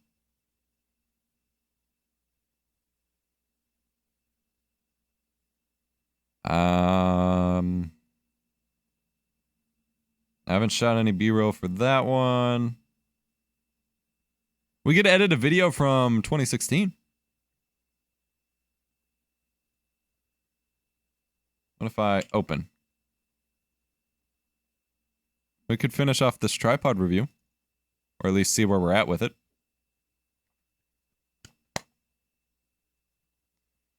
Uh, 21.7. Oh, we're missing some footage. We'll just actually, we'll locate that. Oh no, the locate tool doesn't work with network drives, so I can never relocate footage if it's on my network drive. I don't know what the hell they did to it, but I can't access my NAS from here. Really freaking frustrating. So I have to offline them all and then do it separately. Oh god, and all my workspace is all jacked up. Shit. I can't show you guys this, but my other panel is all the way over here. All right, color. All right, that one works. EposVox 2017. That one's totally busted. There's nothing I can do with it. I may have to start that project over. That's frustrating. Yeah, I still haven't shot a video or edited a video that I shot in the old place. I'm not sure what to do about it. And apparently my workspace isn't going to work for it. Okay, Epos 2016 workspace works. Epos 2017, it spawns, the window spawns above my taskbar, and I don't know what to do about it. I can't, like, move it. I can't move the window. I can't even show it to you either. Alright, so we're not doing that project.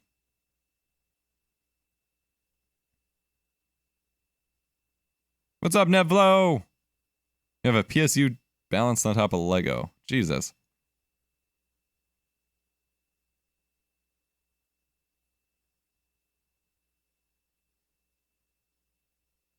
Oh no, the project screwed up my whole workspace. I don't know how to fix it.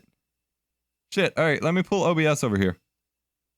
Do I have side monitor? Wrong side monitor. Do I have other monitor? Oh, that's my webcam. Hello, hello. I don't think I have a scene for this monitor. Left monitor. There we go. Yeah, look. It spawned my workspace window above the taskbar, and I can't figure out how to fix it. Like, how do I pull this back down? And there's like half of the window up here. And this is affecting every Premiere project now. What the fuck? I don't know what to do about it.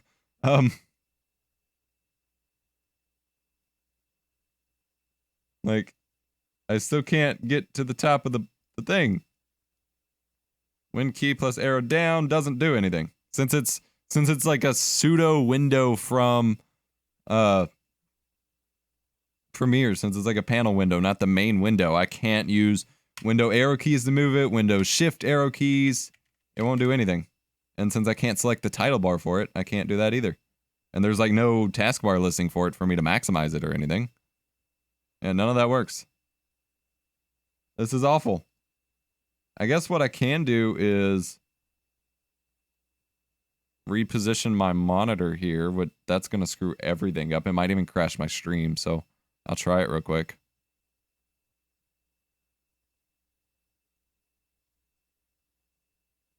I'm hoping this doesn't kill my stream. Alright, I got it. Whew! I rescued the panel. Yeah, see what happens is sometimes when I make changes, I move my monitor position here. And that affects where windows spawn if I open like an old project, and there's no way to get it back other than changing that, and that fucks everything up. This is a force to be reckoned with. Hey EposVox, sorry for missing Striums. Striums. An extra $1 I wanted to give out, and thought why not give it to someone who is a coolio. A coolio. Yes, a coolio. Thank Enjoy you for this $1, please. Thank you for the $1 because I'm a coolio.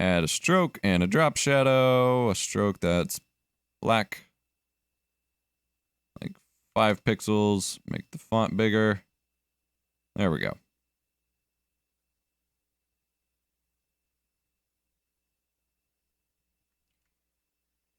Trying to tip when Amazon popped up, so I can't donate. That sucks. Can you do bits? Can you donate through StreamBits? Because you can just do normal donations through StreamBits too. I like the old titling tool. The old titling tool was freaking terrible. It was the worst. It was like the worst part of Premiere ever. Ever.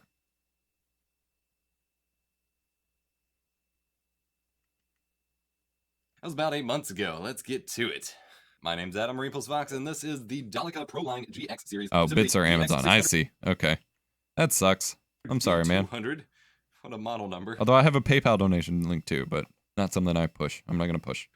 Tripod. And Just trying to provide a solution. For my video shoots for about 8 months now, and I absolutely love them, but I also have broken a certain piece of both of them. So the tripod itself comes with a basic ball and joint head attached to it, which I immediately removed for my Untang fluid video head. All right, we got this restored, but I have no B-roll for it, so we're going to go ahead and switch projects now. All right, I just wanted to make sure I had everything ready before I shoot B-roll. Active projects, what can we work on? All right, this is a tutorial we can work on.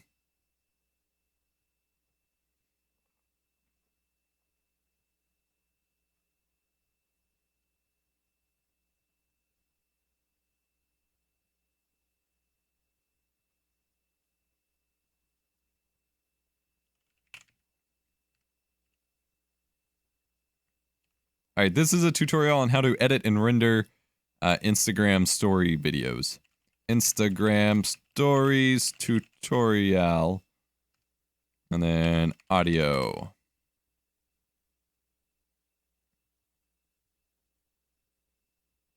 There's the desktop portion. Whee!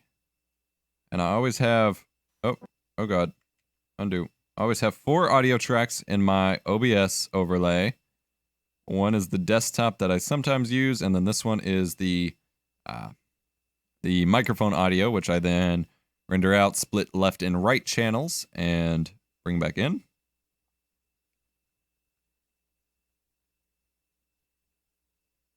Still live for another hour or ish. Come chat while I edit. Smiley face. That was a winky face. Close enough.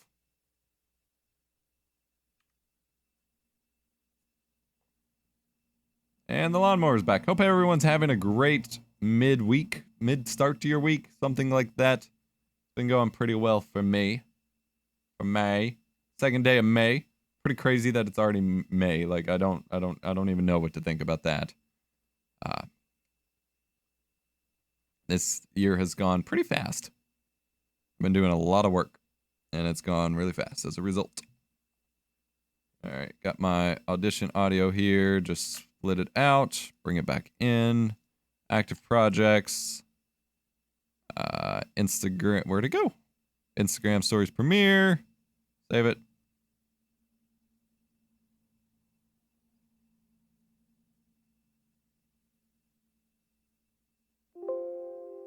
And bring it back in, mute out the original track. And then we can drag our audio sequence in here with the nested audio and render out the previews. Smiley winky face hype. Surprise, motherfucker. I don't even know. It's always frustrating when I have so many reviews that I could edit, but I don't have B-roll for. Gotta wait on that precious B-roll. The keyboard review, I had 24 gigabytes of actual B-roll for, and then like 100 gigabytes of game footage for. It was crazy. Hey, how's it going? Hey everybody, Adam or EposVox here, and in today's tutorial... That does not sound very bassy for my RE20. Hey everybody, Adam or EposVox here, and in today's tutorial... I think it's these headphones. These headphones always make my microphone sound a little weird. Surprise, motherfucker. There you go, Nevlo. Hey everybody, Adam or EposVox here, and in today's tutorial, I'm going to show you how to set up Premiere Pro to edit your Instagram story. All right, we will need After Effects, and I need to go ahead and make a new composition. Or a new project. We don't want to keep using the same project for like multiple videos. That would get very weird very quickly.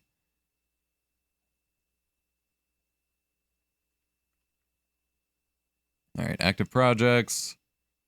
And that would cause problems when I go back and try to like edit them in the past. Since they are a vertical format, it takes a little bit of a different preset. So I'm going to show you how to set up a preset sequence so that you can edit multiple videos in it over time. How to crop certain videos to fit the vertical format, and how to set up your render settings so then you can do it, as well as a quick tip on copying the video over to your phone. Hey, I recorded this video like 5 days ago and my workspaces was there, so I don't know what happened. To share through your stories. Let's get started. So over here on my... Just throw the Premiere overlay here since I'm just talking anyway and I don't have a face cam. That way people know to go check out my Patreon. So over here on my right monitor where I keep my bins, I have... Do a little zoom in action here so you know what I'm talking about, since 4K is hard to read shit on. I have a couple video clips I want to use in the story. I have a talking head where I introduce the clip where I'm just talking about something, a widescreen shot of my cat, which we will need to crop a little bit here, as well as another vertical shot. Since stories are vertical, you will want to make things vertical. And so I'm going to show you how to do that right here. So we're going to make right here.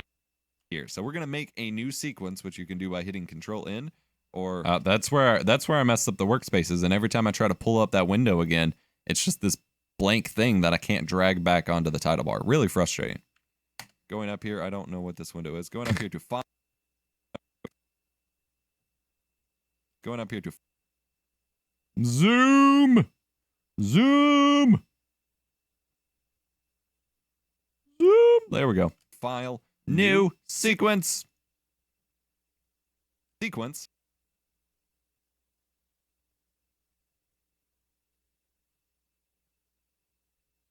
I guess I'm just going to reset since the window isn't there yet. There we go. Now, none of the default... There we go.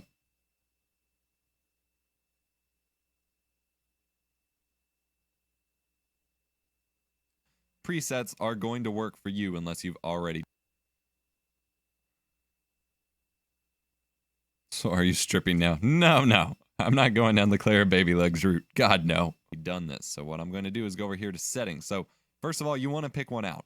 Typically the AVC HD, like 1080p 30, is a good starting point, but we're going to be completely customizing it. So for the whole, make sure you're not in something fancy specific for red, but other than that, just pick one. But go over here to settings, and we're going to change this. So we're going to choose for editing mode, custom. Time base, we want 23.976 frames per second or 29.97. Either way, depending on how you shoot your videos.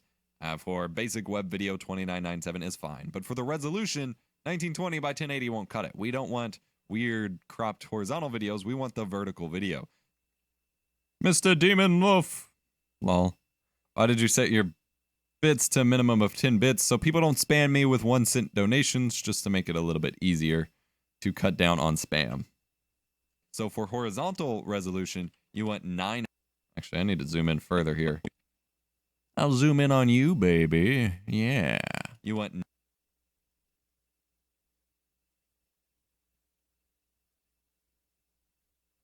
900. For vertical resolution, you want 1600, which is still 16 by 9, just flipped. So 9 by 16. This is a good resolution to still get a crisp quality Instagram story video. And then, of course, square pixels, progressive scan, and then that frame rate should be the same as the frame rate up here. So either 24 or 30, as you can see here. Then I will cut out my stupid little breathing noise, pop that into After Effects.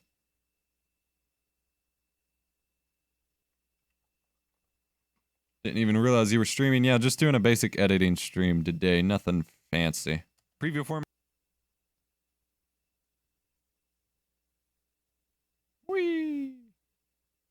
I'm guessing that means you're not at work anymore.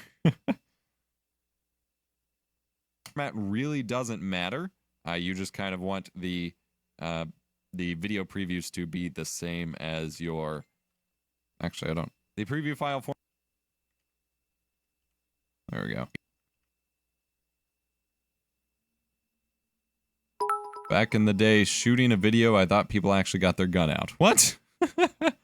Oh, got a dementia with the 20 bits. Thank you very much. The preview file format really doesn't matter. I'm adding a PogChamp, or no, is that a Craigasm or PogChamp? I don't know my emotes. Whatever. Adding a new emote other than Kappa to my cup. I always use iframe only MPEG, but you can use whatever you're used to, and then you will want to check maximum render. You meant lunch. Render quality, since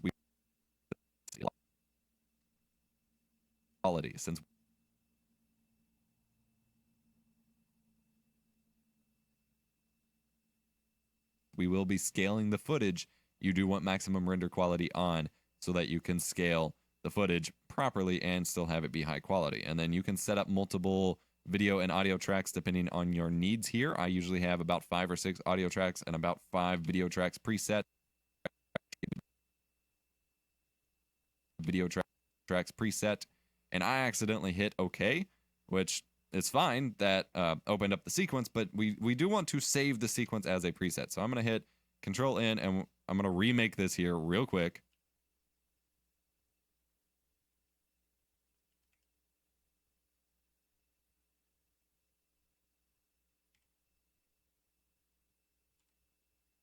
There we go. And once you have made your sequence preset here, nope, I screwed that up somehow.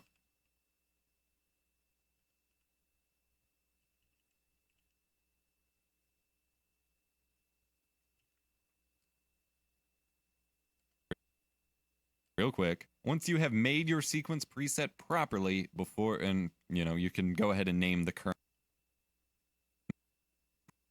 Go ahead and zoom in a little bit more. Oh, actually, shit. I need to After Effects that up first, which is going to screw up the stupid transition. That's okay. Motion blur. Properly before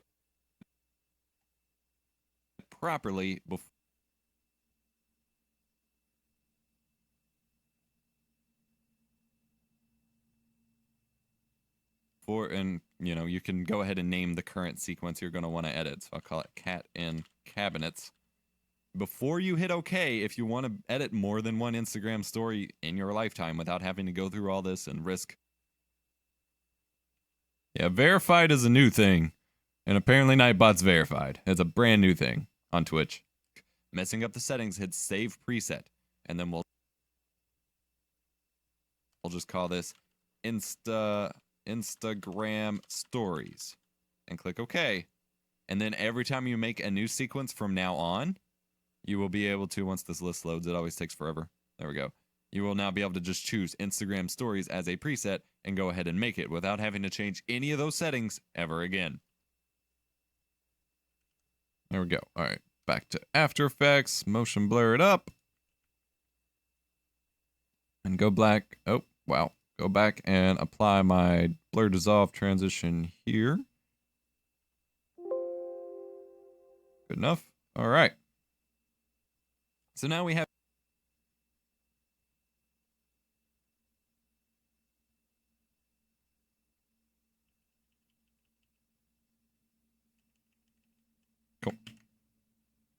a vertical frame to work with, which is fine for most of the clips. I'm going to drag in a clip of me talking, fits perfectly. I'm going to hit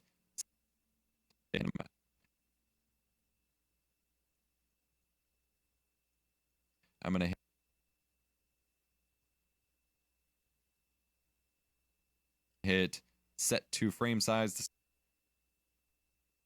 scale it down a little bit. You can play with the cropping and framing as needed. See you later, Mr. Demon Wolf. Enjoy your nap. Needed. And then I'll go ahead and edit this clip up.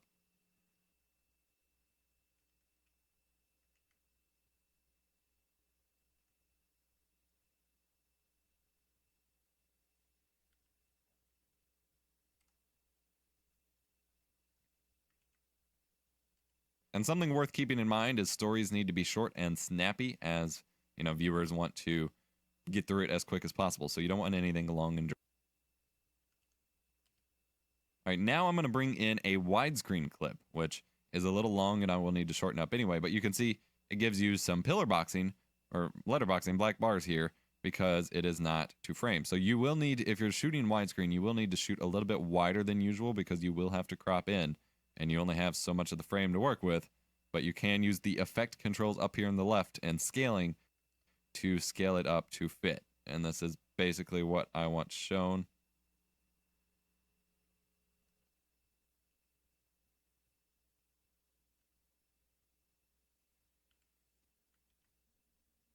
Whee!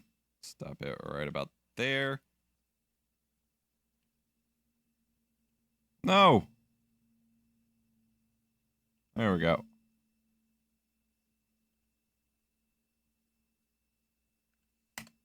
And there. And then delete the rest of it, and then we will add on our end clip here, which again is a vertical clip, but we will need to hit set to frame size, and you'll see the framing change just slightly. Depending on what your clip is, you may not need to do that. You may benefit from having the tighter cropping depending on how you have things set up. Just shortening up my brief edits because my actual editing process is not the point of the video. And you can add transitions, you can add text, you can add sound effects, you can do whatever normal video editing you want to do. You just have to keep in mind the vertical framing here. Once you're ready to go, once your project is saved, you've made your edit, you're going to open up the render settings by hitting Control M. And then this will be a new zoom in, I believe. We're going to File. Oh. And then the File menu never opens. Forgot about that. All right. Did that have any scaling? No. Cool. Export. Right there. Media.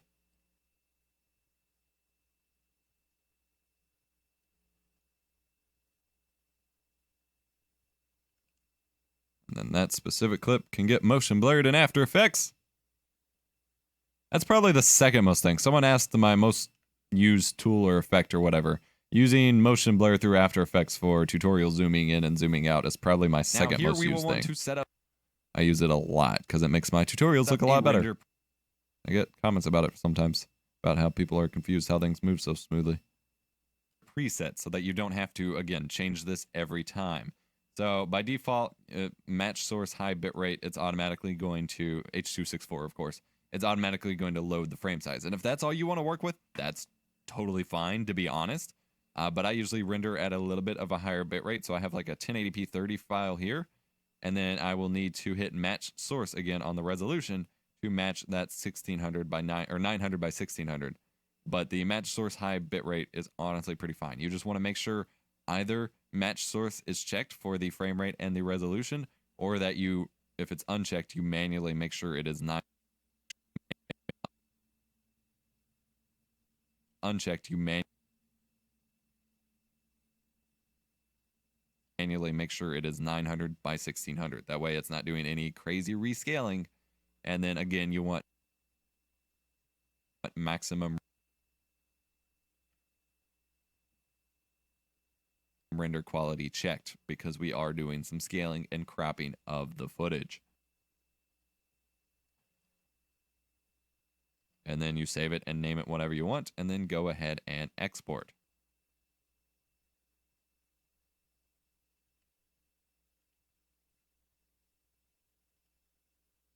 This is a little bit of a longer tutorial than I expected. Interesting. All right. You see that guy who got perma-banned from Twitch? What did he get banned for? I did not know he got banned. Ice Poseidon. Or Q in Adobe Media Encoder, whatever you prefer. What did he do? I'm surprised we don't hear more about this since a lot of people do some weird stuff on Twitch, but hey. All right, once it's done, you will need a way to get it to your phone. So if we pull up my uploads folder here, we have the video itself. It even has a vertical preview. Even has a vertical. Critical preview 900 by 1600. There we go. But you have to either hook up your phone with a wire, and he was streaming himself getting onto his plane and showed the flight number and terminal number, and bomb threats got called in. Wow. He got banned for that? Permabanned for that too. That's really weird. Like, I realize that's a risky thing, I guess, but like, the permaban for it? I don't know. And copy it that way, or what I use is the method I use is Dropbox. So I copy the video, and then I'll go into my Dropbox and I actually have a dedicated folder for stuff that I share from my phone to Instagram. And all of these I have already posted, so I can delete them. And then just paste the video in here, and then allow Dropbox to sync, and then pull it up on your phone and ready to share to Instagram stories. Apparently a lot of small stuff he was asked not to do anymore, but that was the final straw. Well, damn. That's crazy. I did not hear about that. Well, I know what not to do if I ever IRL stream. Not that I would IRL stream myself getting onto an airplane, but hey. People gotta see every living moment, I guess. So I do hope this video has been helpful for you. If it has, smash the like button. All right, we're going to add in my subscribe lower third, but we have to fine-tune a drop shadow for it so you can actually read it. Yeah, it just looks like a random line just like that. So drop shadow, increase opacity, change the distance, change the softness. There we go.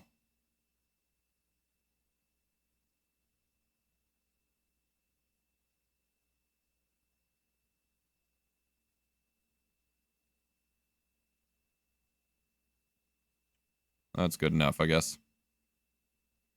My head's all itchy from my haircut. Videos. Let me know if you have any questions down below, or if you've had any really cool edits made for your Instagram stories with this. Otherwise, I'm EposVox, here to make tech easier and more fun. Check out my Patreon if you want to support free tech education like this. Actually, and we can throw in the Patreon lower there too, since I'm talking about it. Helpful for you. If it has, smash the like button, get subscribed for more awesome tech videos. And we can copy the drop shadow to that one. And more fun. Check out my Patreon if you want to support free tech education like this.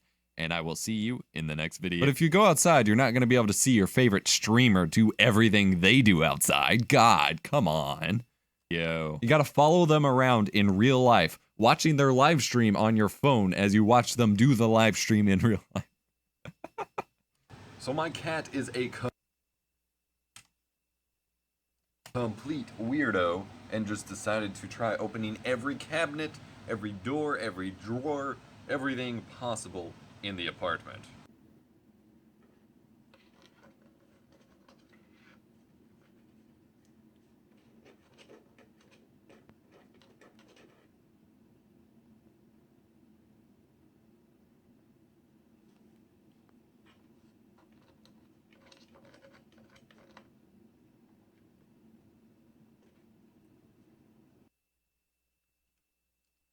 Why'd you do it?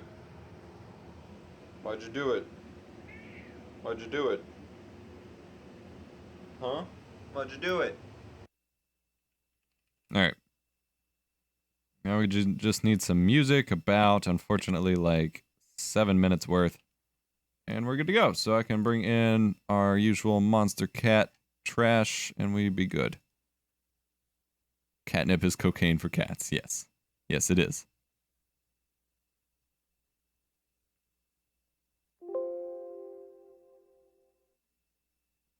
Oh, hey, that one song is long enough. Perfect.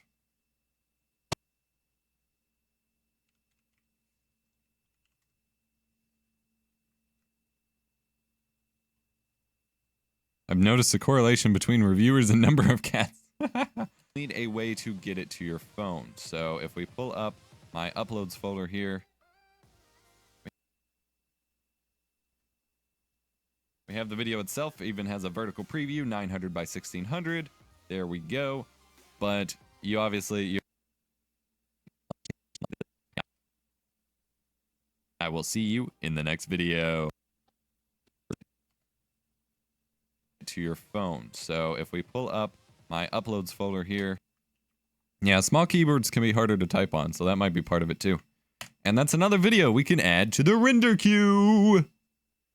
4K 60 and queue. Wham bam, thank you ma'am. Alright, the question is, do we have anything left that I can edit without shooting more footage for, or using OBS directly to record some like desktop footage? The answer is probably no.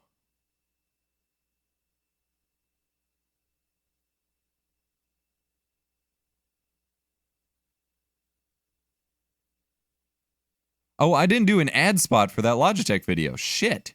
Or this one. Well, this one doesn't need it. The Logitech one does. Crap.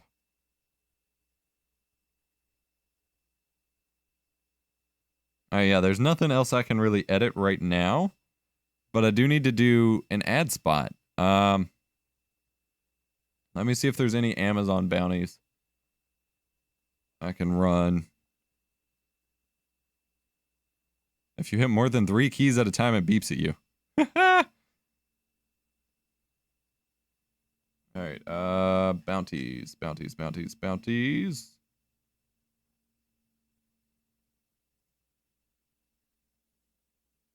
Featured promotions. That one ends. Mother's Day is coming up.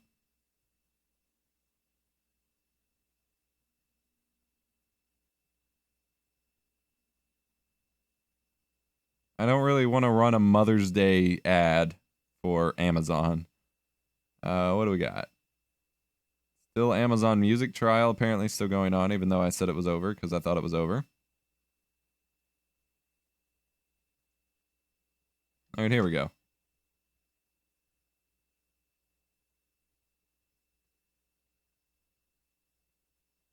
All right, let me write this out on like a night notepad or something.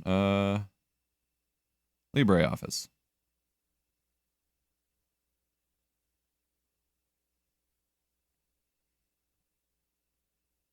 What should I say about Kindle Unlimited?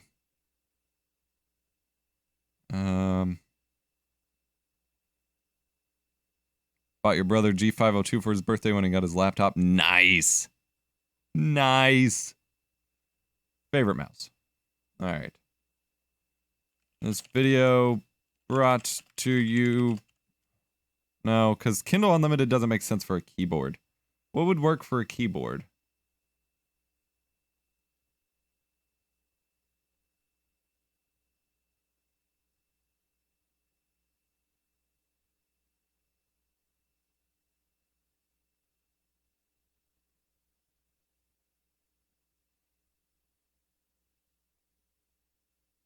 Actually, I'll do the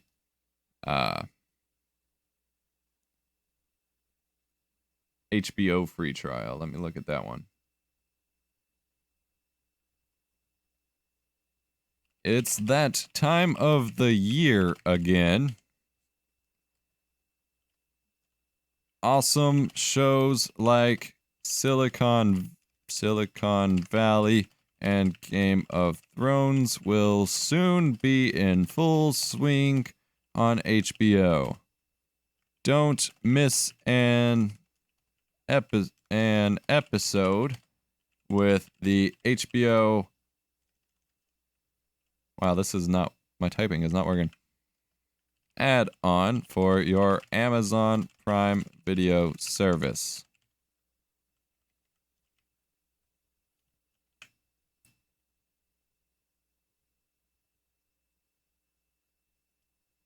You can watch your favorite HBO shows on any device. No cable or satellite account necessary.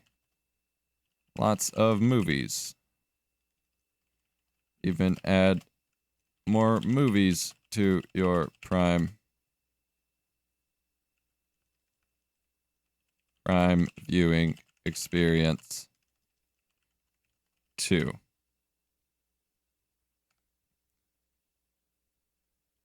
They're running a free trial. Check it out via the link in the video description. And get caught up on the first few Silicon Valley episodes now. Okay, good enough. All right, let me open up Audition here. Show shift in, HBO trial ad spot. This is a test. Test. 1, 2, 3. It's that time of the year again. Awesome shows like Silicon Valley and Game of Thrones will soon be in full swing on HBO. Don't miss an episode with the HBO add-on for your Amazon Prime Video service. You can watch your favorite HBO shows on any device. No cable or satellite account necessary. They even add more movies to your Prime viewing experience too. They're running a free trial, so check it out via the link in the video description and get caught up on the first few episodes of Silicon Valley right now. It's good enough. Export file works for me. I gotta listen to it back first, but should be good. Advertiser spots, 2017, new folder, HBO Prime trial. First try. I usually don't nail them first try, but since I wrote it from my own brain how I would naturally say it, it's a lot easier for me to like read out. That's the only reason I did it first try. All right, let's bring that up. Trash out the test bits. It's that time of the year again. Awesome shows like Silicon Valley and Game of Thrones will soon be in full swing on HBO. Don't miss an episode with the HBO add-on for your Amazon Prime Video service. You can watch your favorite HBO shows on any device. No cable or satellite account necessary. They even add more movies to your Prime viewing experience too.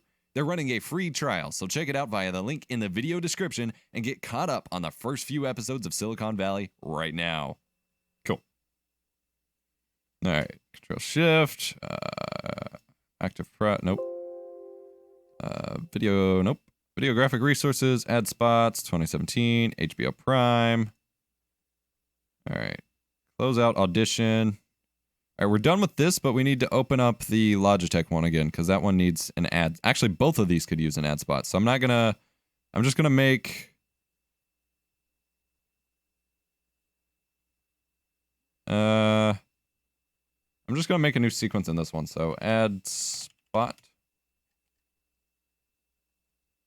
Control N, 4K 60, HBO free trial, Amazon Prime ad.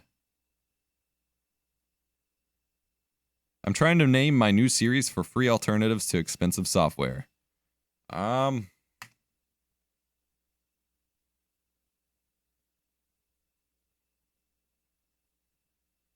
Pro but poor. Poor for pro. Professional budget. Pro budget. I don't know. I'm bad. I'm terrible at series names.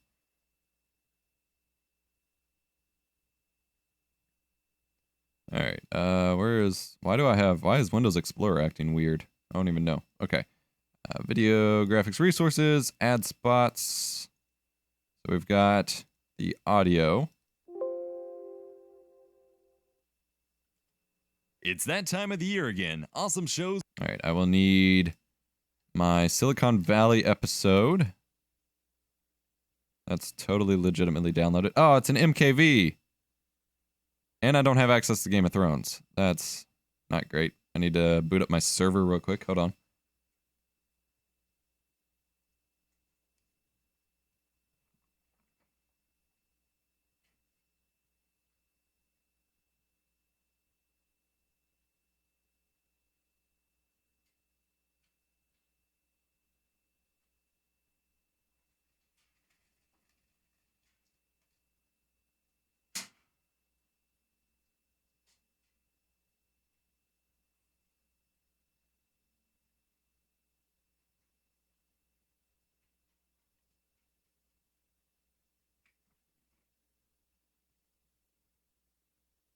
thrift apps might work.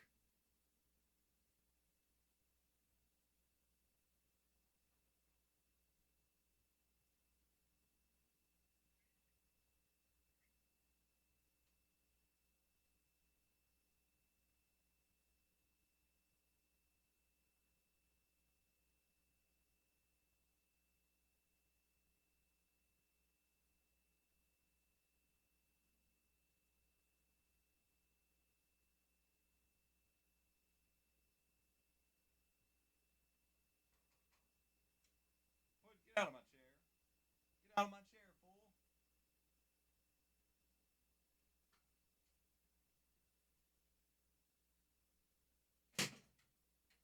Get up.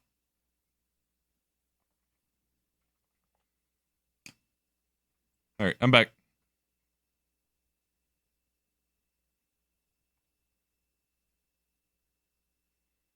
I mean, I just didn't want a server or a view of me not doing anything.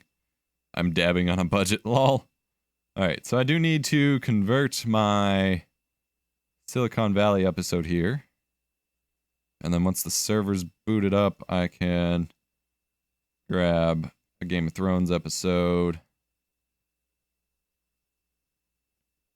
MP4, 1280-720, that's fine. 30 FPS, fine.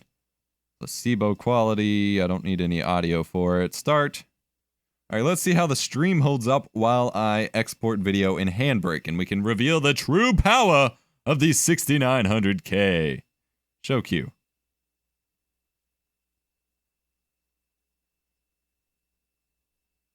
CPU usage is only 20%. I'm still maintaining full frame rate. That's actually kind of impressive. But that would be why it's moving so slowly. It's doing 61 frames a second. Okay. This is EposCat here, and I'm going to review the Dogtech C920. Alright, while that's going, I can hopefully access my TV shows now. There we go. Game of Thrones. We'll just grab something from season 5. What is an uneventful episode? Usually the first couple, right?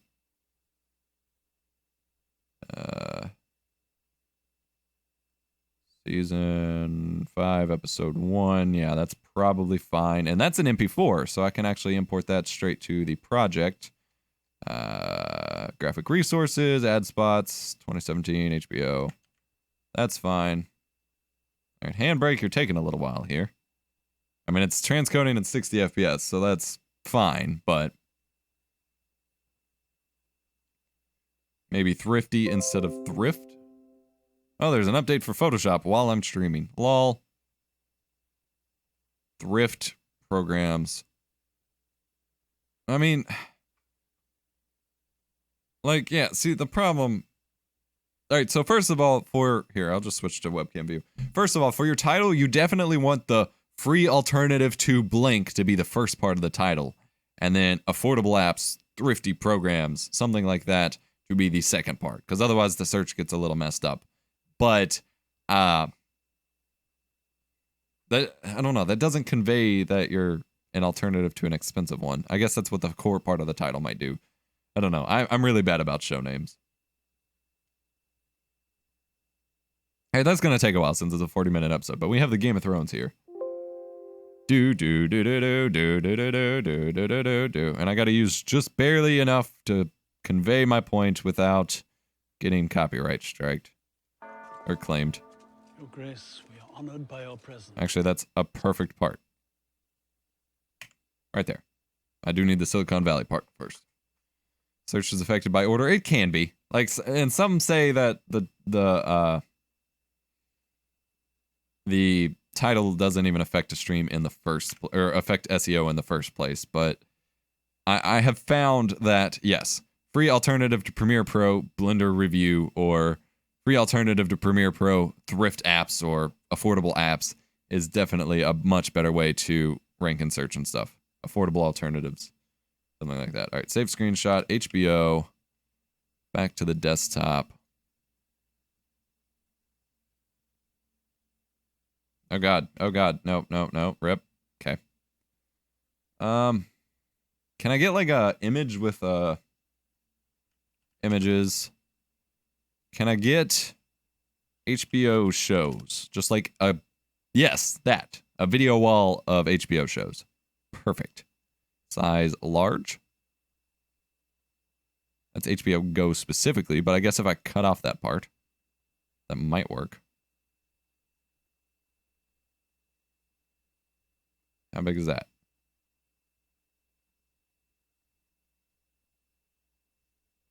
Are those even HBO shows? Those are just like random shows. Like Numbers was not an HBO show. That's an old show. We may not use that. Actually, here we go. We can use that image and just crop out the HBO Go part. Oh God, what did I do? There we go. All right, photo shoot de whoop.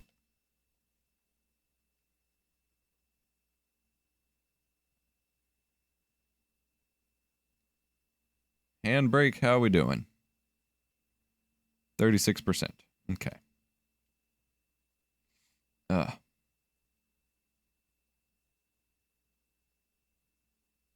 Shows like Silicon Valley and Game of Thrones will soon be in full swing on HBO.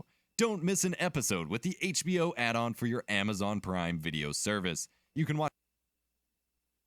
Damn it. Photoshop is a dick. It's constantly taking focus when it doesn't need to. Oh my God, stop. There we go.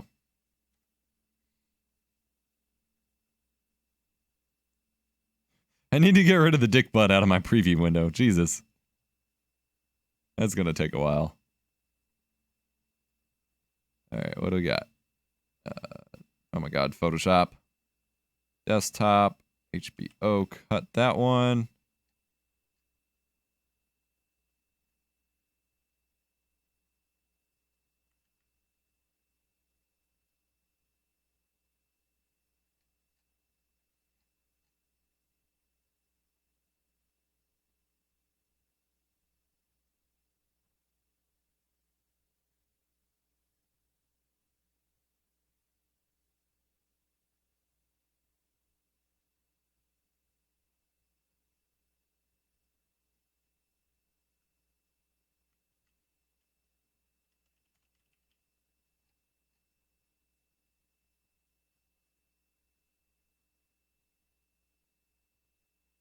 There we go. Okay. Awesome shows like Silicon Valley and Game of Thrones will soon be in full swing on HBO. Don't miss an. Then we can drag in the graphics.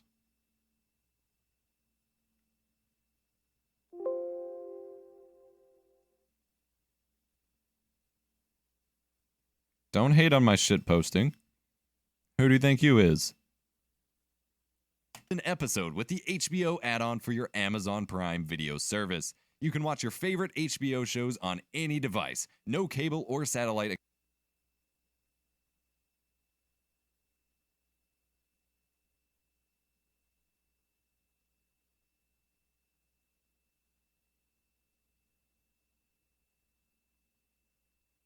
Good enough. Pop it into After Effects. Motion blurs. And then pull over the free trial.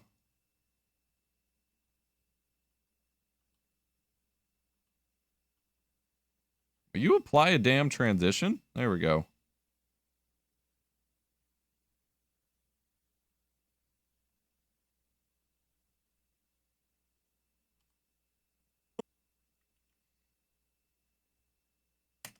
Don't miss an episode with the HBO add-on for your Amazon Prime Video service. You can watch your favorite HBO shows on any device. No cable or satellite account necessary. They even add more movies to your Prime viewing experience, too. They're running a free trial, so check it out via the link in the video description and get caught up on the first few episodes of Silicon Valley right now. They're running a free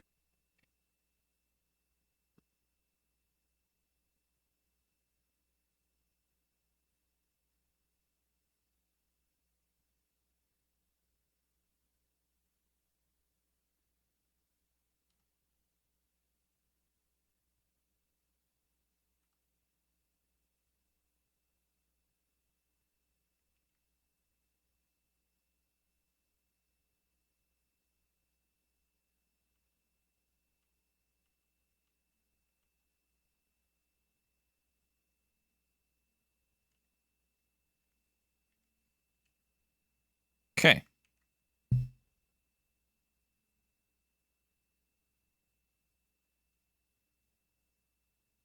Well, see, you did it wrong, Cheeksy. It's how to get free YouTube views in 2017. Add free and how to your titles.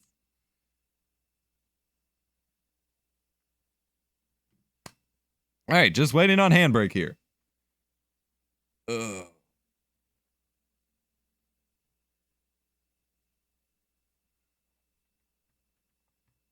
Handbrake. How to get free YouTube views forever, YouTube 2K17. Gone wrong, gone troll you will. I don't know.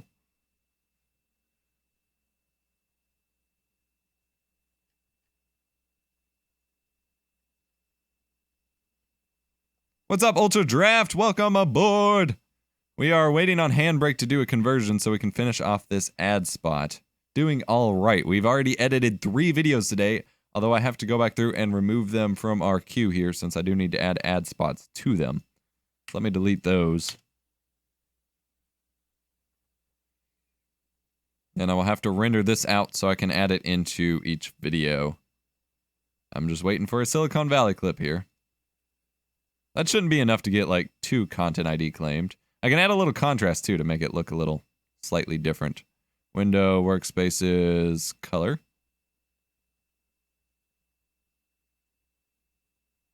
Add a little contrast and a little sharpen to make it look a little bit better at 4K.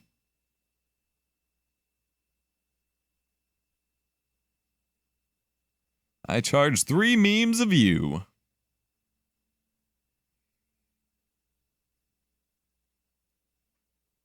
All right, let me fix me more drink.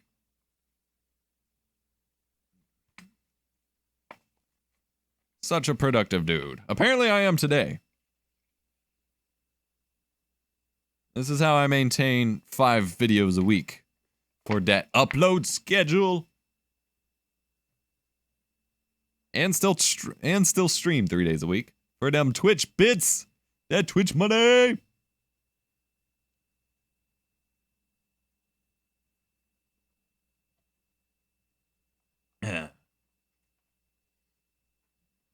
If I could pay for my PC and memes, I'd be able to get every person in here a PC. Yeah, if only. If only.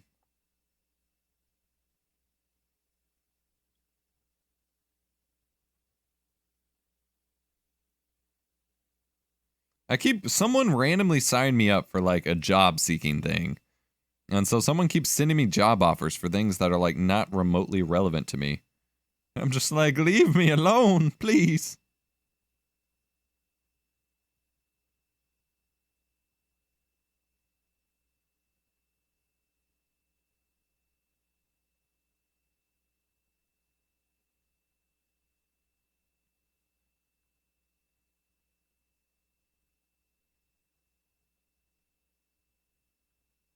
I have 420,000 video or image views on Google Maps.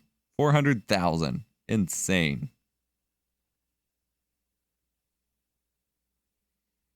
If only Sony Vegas stopped crashing, I'd post a video every year or so. Lol. All right, Handbrake is done. We can finally move on with our life here. Handbrake export, Silicon Valley, bring that in here. Unsubscribe from the email list. I don't think it gives me an option. I'm usually too lazy. I just like archive them on my phone and then never pull them up on the PC to look at it. Especially if they give me obnoxious ones. Like if I can just click in Gmail for Gmail to unsubscribe me, it's fine. If I have to go through and fill out a form as to why I want to unsubscribe, and then they send me an email to tell me I unsubscribed, like, ugh. Honestly, sometimes I just mark some newsletters as spam when they do that. It's like, yep, you're going to my junk box. I don't even care if that affects you negatively. Not my problem.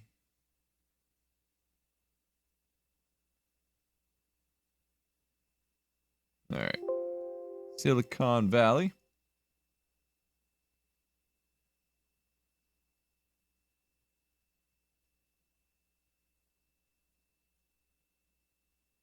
Bam. Good scene to start on.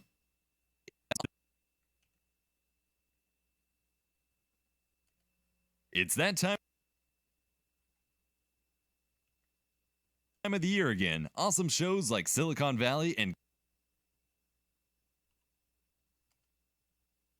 Game of Thrones will soon be in full swing on HBO. Don't miss an episode with the HBO add-on for your Amazon Prime Video service. You can watch your favorite HBO shows on any device. No cable. I don't have any personal research that I would be afraid to show. Like, my biggest paranoia is web browser stuff when, like, my credit card numbers or phone numbers or something might show on websites I'm logged into. But I don't have anything on my hard drives I want people not to see. Or satellite account necessary. They even add more movies to your Prime viewing experience, too. They're running a free trial, so check it out via the link in the video description and get caught up on the first few episodes of Silicon Valley right now. All right. And that is done. I can export that as a Cineform file real quick here. So I can bring it into the other one. GoPro Cineform YUV 10-bit. Max render quality. I'll just drop that in F for right now so I can move it where it needs to go. Export. Once again, we're rendering while streaming. This is the power of the 6900K 8-core CPU. Browsing history. That's not what I mean. And anyone who who looks at stuff in which there is a browsing history in the first place is doing it wrong. Just saying. Yeah, we're rendering this video while streaming, and it's not really... Oh, frame rate's dropping a little bit here. 46 frames a second instead of 60. But no dropped frames, just slower frame rate. Let's go to webcam view. There we go. Oh, that actually brought things back up. Okay, cool. It's filled with Terran's keyboard shortcuts. Yes. That is what I'm scared to hide, is all of my Terran keyboard shortcut research.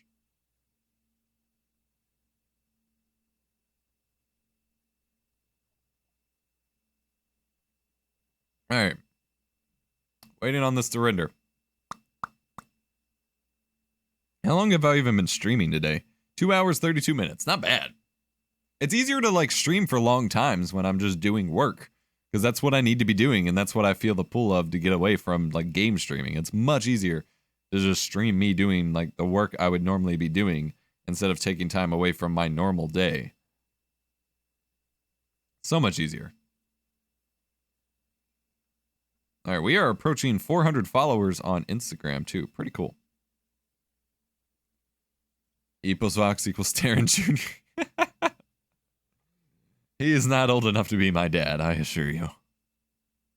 That's funny. All right, at some point, I'm finally going to record my audio recorder, I'm finally going to review my audio recorders that I've had for, like, years.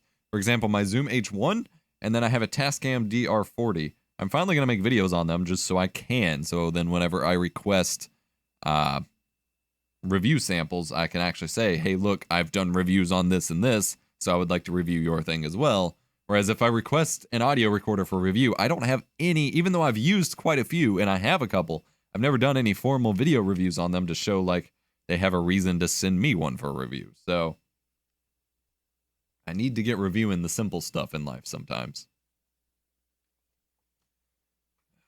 2 minutes, 19 seconds. Do you remember my fan art from me like a year ago? Maybe? I feel like I saved something of fan art. I don't know if that was from you. I don't know. Oh, did you like apply a like Photoshop filter to a picture of me or something from my avatar or something? I feel like I had that.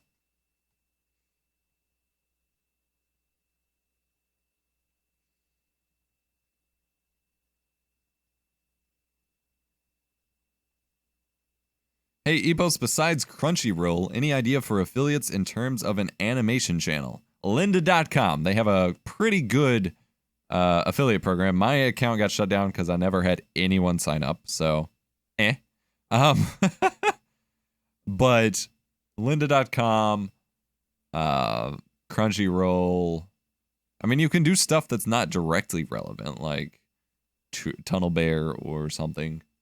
But no, I haven't had a whole lot of good time finding. It was manually done each triangle. What? I haven't had a good time finding like good affiliate programs. There's the really shitty ones, like the gamer energy drinks that give you cancer. Like those will give you an affiliate link even though they won't send you any product to actually use. That's what bothers me. And then you can do like Amazon stuff, Amazon Prime, Amazon products of stuff you're using specifically for the animation or like the software. If you make a bunch of videos on a specific software, you might be able to reach out to that company about an affiliate link with their program.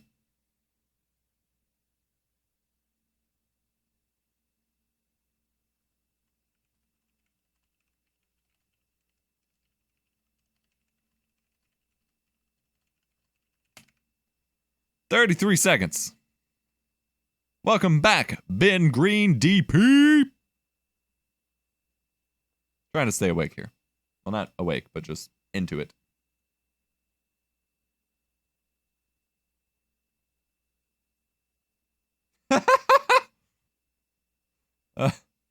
This comment. Oh, wrong button. There we go. "I found the review helpful, but man, I wish you radio guys would drop that radio guy voice when you're not on the radio." Except I've only ever been on the radio for like a split second. I'm not actually a radio guy. I always find it funny when I get those comments. All right, that ad spot is rendered, so we can integrate it into this video here. And ready to share to Instagram stories. So I do hope this video has been... All right, so I can add it in just at that split. So let me pull this away. Oh, where'd my other song go? Oh.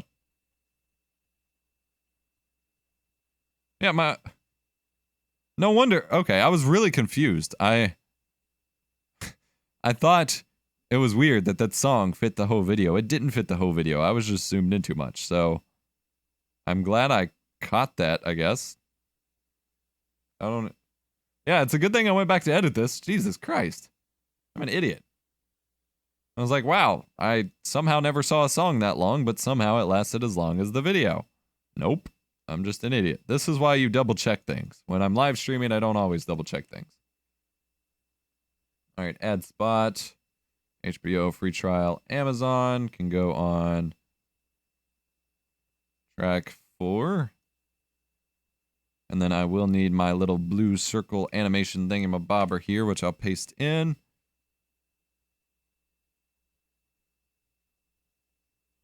This is the only episode to have no opening. This episode is the longest recount out of all of the other episodes. The second episode of The Last Airbender. Oh, yeah. I remember that was kind of weird.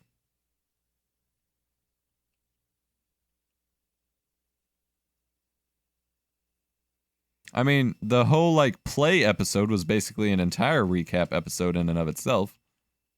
So, there's that.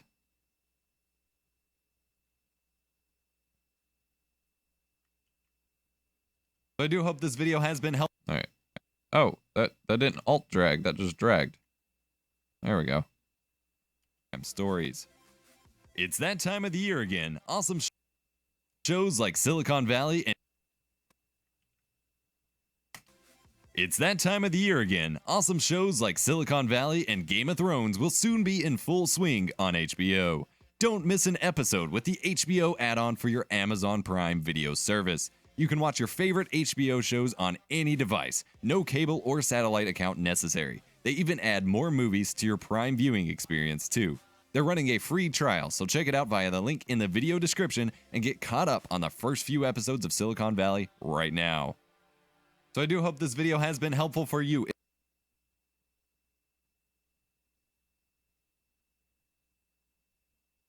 If it has, smash the... Alright, good enough. We're going to add that one back to the render queue and then bring up our...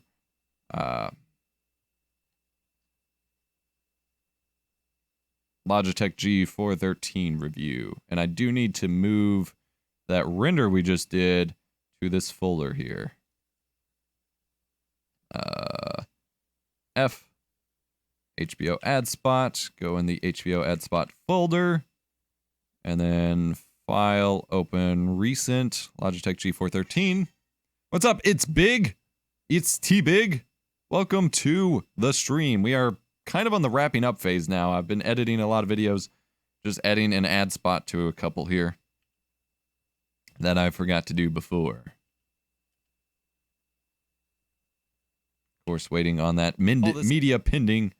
I'm thinking about getting CC for students if my specs are okay. I'm assuming that since Vegas runs great, Adobe might. Looking into it, it probably should. You do need a 64-bit system for sure with the modern versions. Also, I have a referral link in all of my video descriptions at the very, like, right before it says thanks for watching now for Adobe CC. If you do sign up, that or my Amazon link, depending on where you sign up, pretty please use. Would mean a lot to me. If you use my direct Adobe sign up link, we both get a $10 gift card. So, kind of cool. This is a very beautiful. Actually, I need to switch back to editing mode, and then drag in the ad spot I just copied.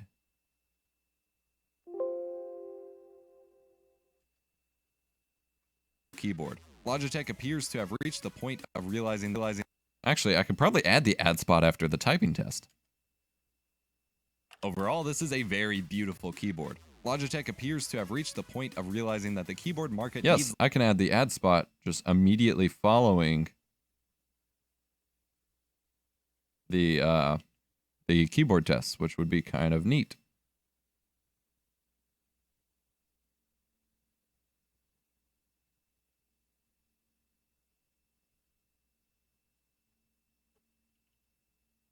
Put it like right there. It's that time of the year again. Awesome shows like Silicon Valley and Game of Thrones will soon be in full swing on HBO. Don't miss an episode with the HBO add-on for your Amazon Prime Video service. You can watch your favorite HBO shows on any device. No cable or satellite account necessary. They even add more movies to your Prime viewing experience too. They're running a free trial, so check it out via the link in the video description and get caught up on the first few episodes of Silicon Valley.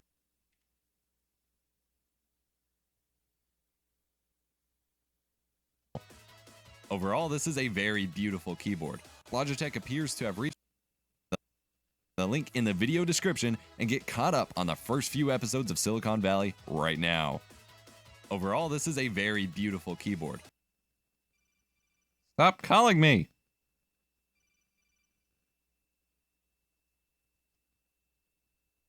Get subscribed for more awesome tech videos. All right, that should work. All right, the biggest mistake I made in my life was getting a MacBook with that damn 128 gigabyte of storage instead of an i7 gaming PC beast. Yes. Yes. Yes, you did. I mean, I would love a MacBook, but not as my primary PC. Never as my primary PC. So, that's the differentiating factor. I mean, Adobe doesn't have specific required specs because it doesn't really work that way.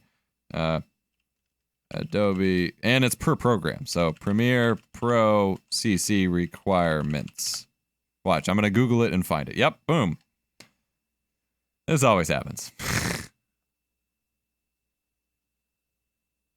Here you go. Here are your requirements. Oh, my webcam's covering part of it, so let me like drag it over a little bit. Multi-core processor with 64-bit. Windows 7 Service Pack 1 or newer. 8 gigabytes of RAM, 16 gigabytes definitely recommended. At least 1280 by 800 display. 8 gigs of space for the installation. You need closer to like 15 gigs for the full CC suite. Good sound card, decent GPU, internet connection. There you go. I'll copy it into the chat. Oh, you found it. Okay. Just gotta get good with your Google foo. All right, so that video is ready to go as well. So that is 3 videos edited and queued up for rendering. So thank you so much for hanging out in this. Oh, I asked Emmy when she was going to get in as good a shape as Ty Lee. She said when you'd be as good of a shape as Iroh. All right, thanks so much for hanging out with me for the editing sessions, guys. But that is all I can edit right now. So I'm going to go ahead and hop off here so I can actually shoot some B-roll for some more videos and things like that and get some other work done. Thank you for hanging out with me. Thank you for watching. Smash the like button if you can't smash the like button. Wow, I went into video mode. If you're watching on YouTube, smash the like button after in the VOD and let me know. Otherwise, thank you so much. Twitch affiliate program is freaking awesome. This has been going great. I appreciate you guys tuning into the streams. We're almost to 1,000 followers, and I'll have to catch you guys later. Edit more. There's nothing more to edit, unfortunately. See ya, it's T-Big. Bye-bye.